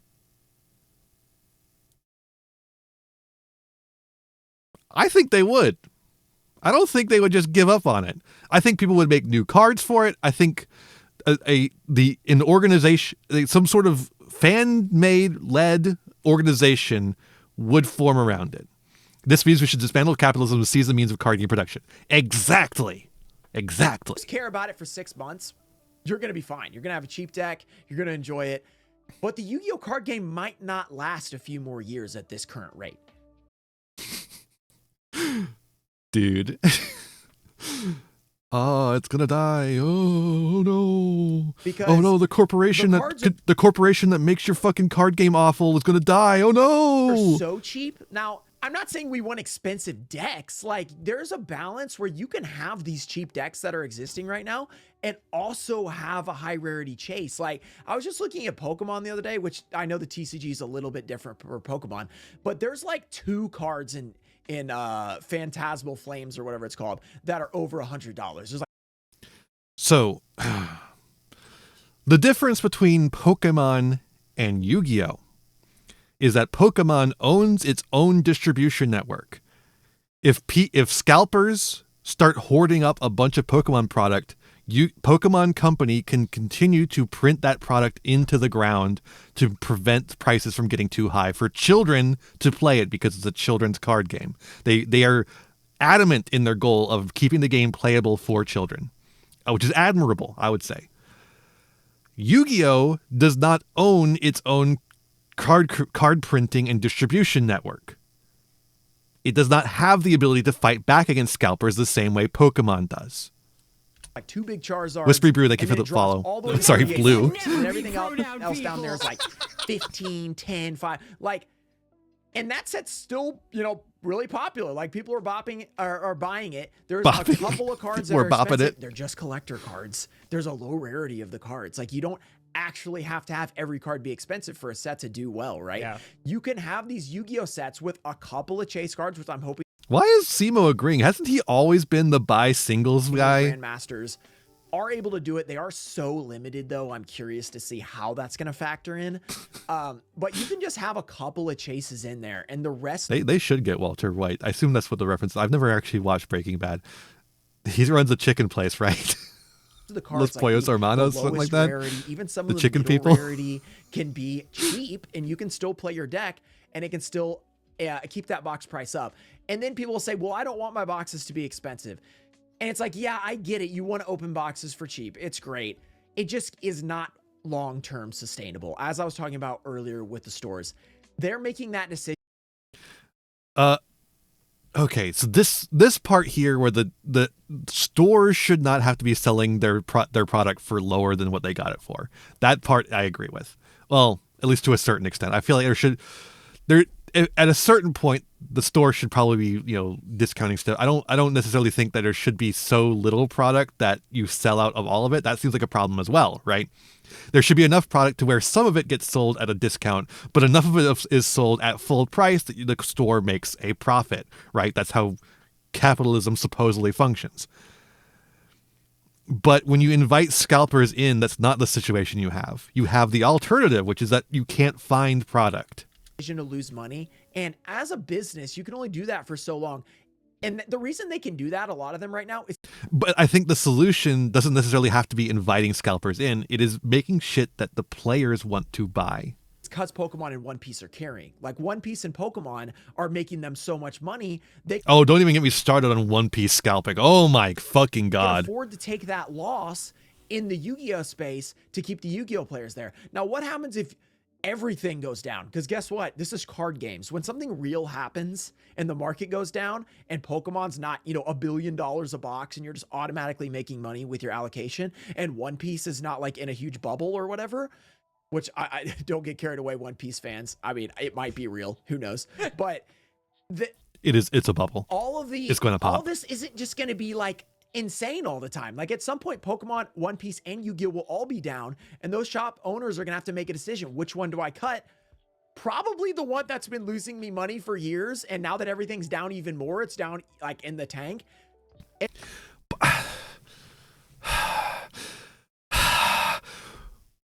I just why are they not talking about the fact that they're restructuring the way they make cards? Why are they not talking about the fact that they're changing the way they make cards? Why are they not talking about the fact that they're changing the way they make cards to make most of the cards in a set usable to make it good for players? Why are they not talking about that? They're only talking about this from a collector standpoint because they don't play the fucking card game. As soon as they start cutting it, your cheap deck's great, but nobody's playing Yu-Gi-Oh anymore.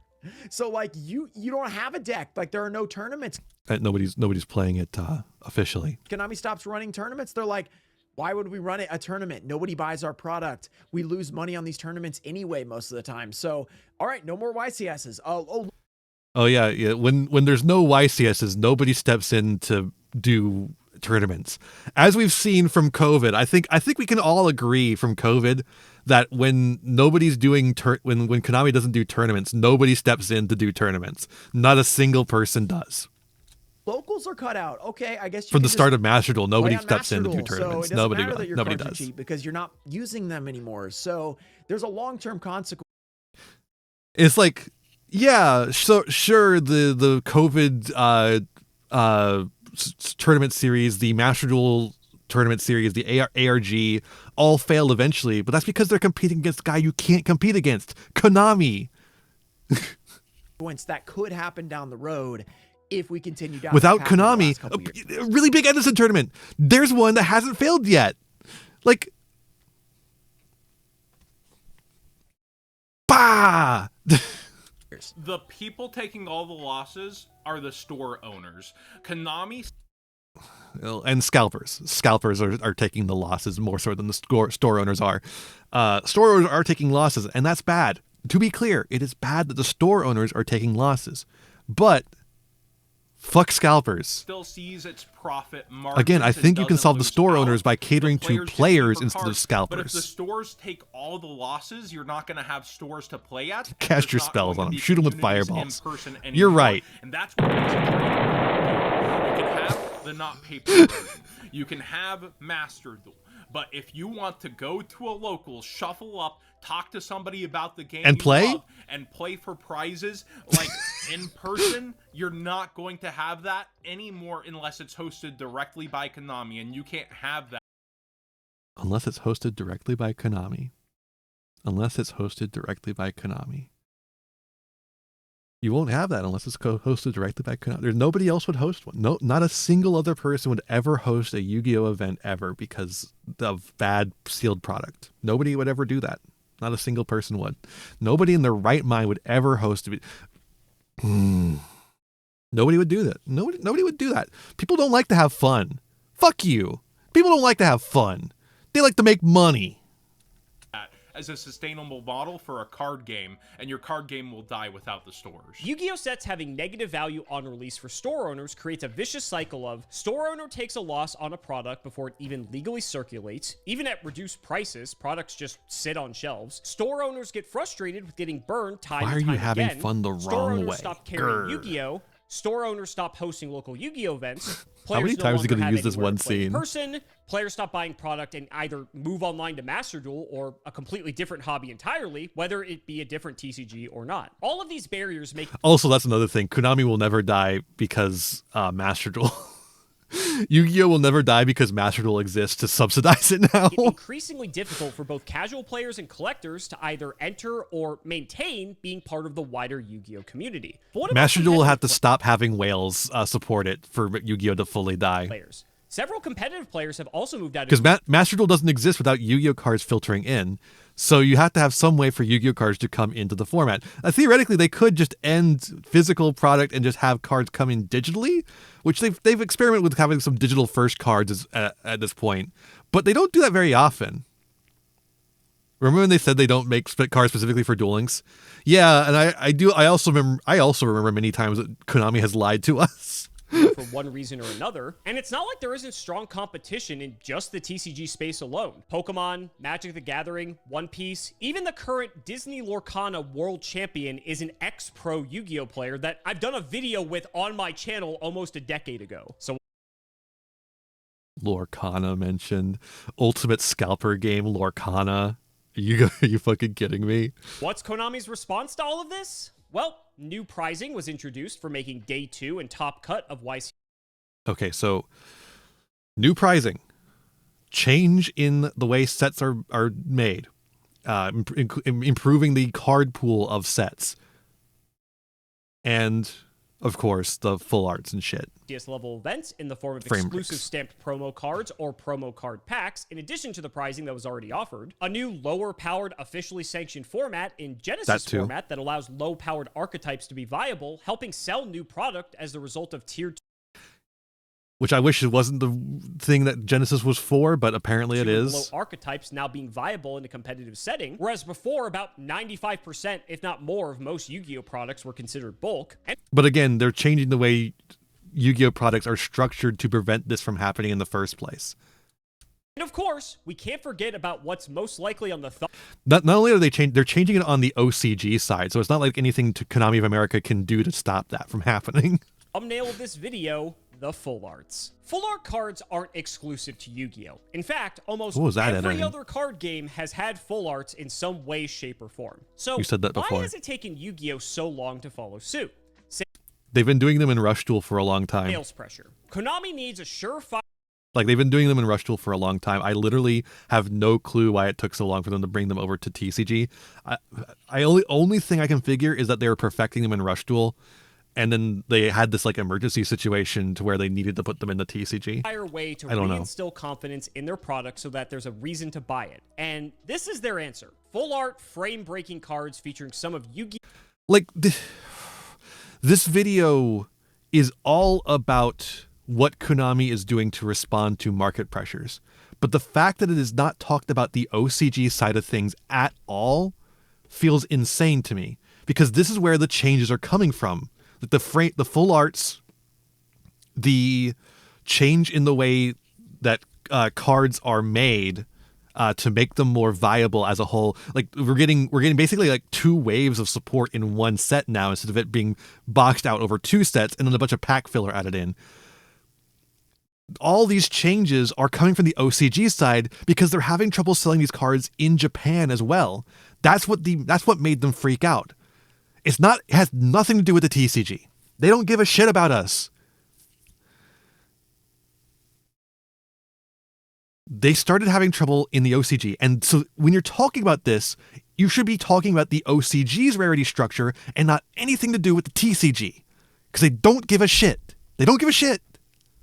Yu-Gi-Oh's most iconic cards throughout the game's history. Konami is once again feeding the casual players the member berries in the best way possible, while also appealing to competitive players and collectors alike. They're even going so far as to include serialized versions of these cards to really win back their collector audience, as if to say, no matter how many times we reprint these cards, there will always only be 100 Grandmaster rares. As if to say, that's what they're saying. This one card in circulation. And now we circle back to the question I posed as the title of this video. Is it too late to save Yu-Gi-Oh? If you're into Yu-Gi-Oh and the YouTube algorithm does its job, you may have been shown videos like this. Store owners who are... This video is so sad. This video with this guy here is so fucking sad. This is what the actual problem with Yu-Gi-Oh is. What's going on with this guy here? The store owners should not be treated like this by Yu-Gi-Oh. It's so fucked up. Exhausted from the rug constantly being pulled out from underneath them, and as a result, they no longer support the game we know and love. Why am I paying $60 at distro, and then a month later the box is $40 on TCG Player? How is that even possible? What type of mismanagement are we doing to where we are able to just not get it right? Konami. And it's because they're not printing good cards. They're printing bad cards. Do something. I can't keep losing money. I've been banging this drum for a long time. Why are they printing bad cards? People hated me for saying it. Why are they printing bad cards? And here it is. It's finally come to roost. They should stop printing bad cards so they can sell packs. On these sets. Not for an entire year. I can't keep losing money carrying your game. While maintaining their anonymity, I've heard from multiple sources that demand for Yu-Gi-Oh from distributors is at an all-time low, and the average order for Yu-Gi-Oh is the Salaman Great Pack. Case. Yeah. One single case. And can you really blame them? I mean, if that doesn't light a fire under the asses of Konami... And by the way, 1 case is the minimum you have to buy to stay in OTS.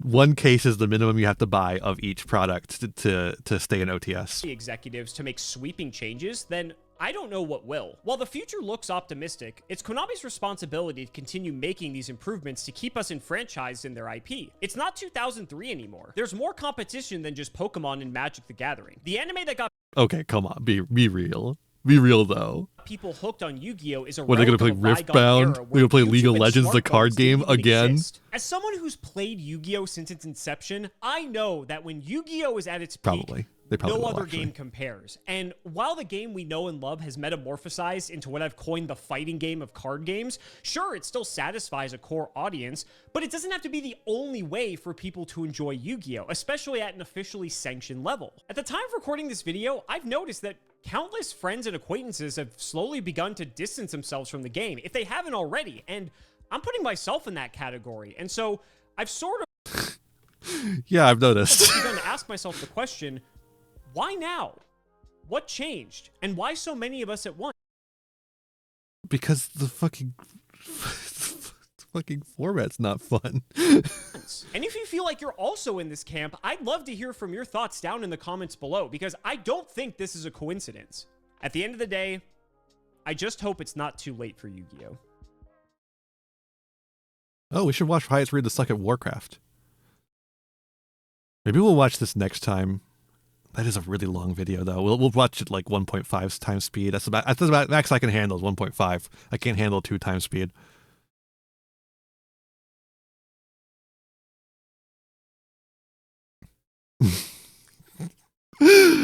What about my react, though? My react is pretty good, right? It was mostly me yelling. Sorry.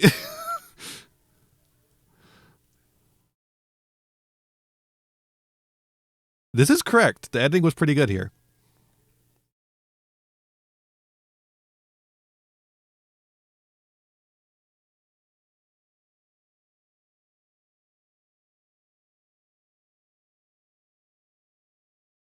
I'm like looking through the comments to see if there's anything interesting.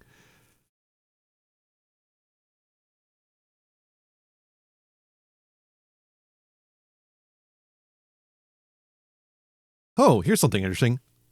I'm a new fan, just started buying stuff last year, don't have a local scene, so much of what I buy is for playing solitaire. Crazy combos and complexity drew me to the game compared to other games like Magic. Correct. That's what's fun about Yu-Gi-Oh! Is that it's so crazy. It's very anime. Along with the most creative archetypes instead of just high fantasy stuff. Also correct. Pendulum bullshit archetypes are always some of my favorites because they're just so radically different from any card game I've played before. See, that's the thing is like people talk about those as like their detractions, but I think they're selling points. They can be if you frame them correctly. The main issue right now is readability. Correct! Problem-solving card text works for rulings, but they should go to find a way to make it more succinct. I don't know about that, but what they need is the fucking OCG bullet points. The OCG numbered bullet points. Please give us the OCG bullet points numbered. I want to be able to say I'm activating the first effect and my opponent goes, okay, let me read that first effect there. And granted, you should probably read all the effects just in case. But first and foremost, be able to make sure you're comprehending and understanding that first effect that is activating right now. It would be so nice to have that. Turn shouldn't last long enough to do your taxes. There's been a conversation about how fighting games are too complex or too hard to learn for new players for like the past 2 decades. Yeah.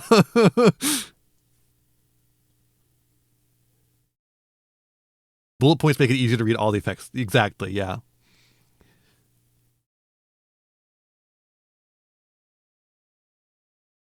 Ugh.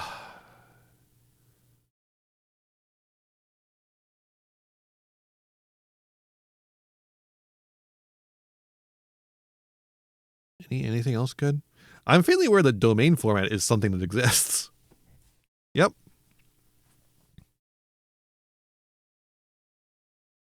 I would love to see you take a look at it. Maybe get the TCG Avengers together for it. No, it's not true. He's not the guy that popularized it. He wasn't even the most popular channel doing it. Yu-Gi-Oh! Commander is not the fucking face of domain format, dude. Come on.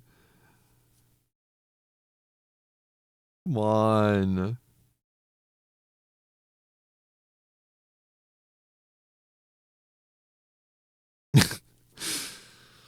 Again, here's the rush jewels. Like,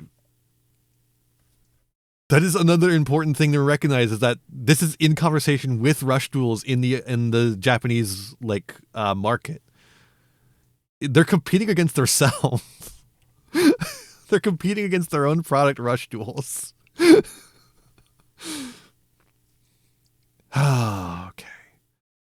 All right. That's got to be enough for me. Surely you've had enough of me by now. Don't forget to subscribe to Batchu's Library for all the stream highlights and Yu-Gi-Oh! Card reacts that I do. Really helps my editor out, and I would appreciate if you could help my editor out. She deserves it. All right. Exclamation point socials in chat. Get you my website where you can find everywhere that I'm at. Where are we going to send you to? Where am I going to send you to? Could send you to Poops.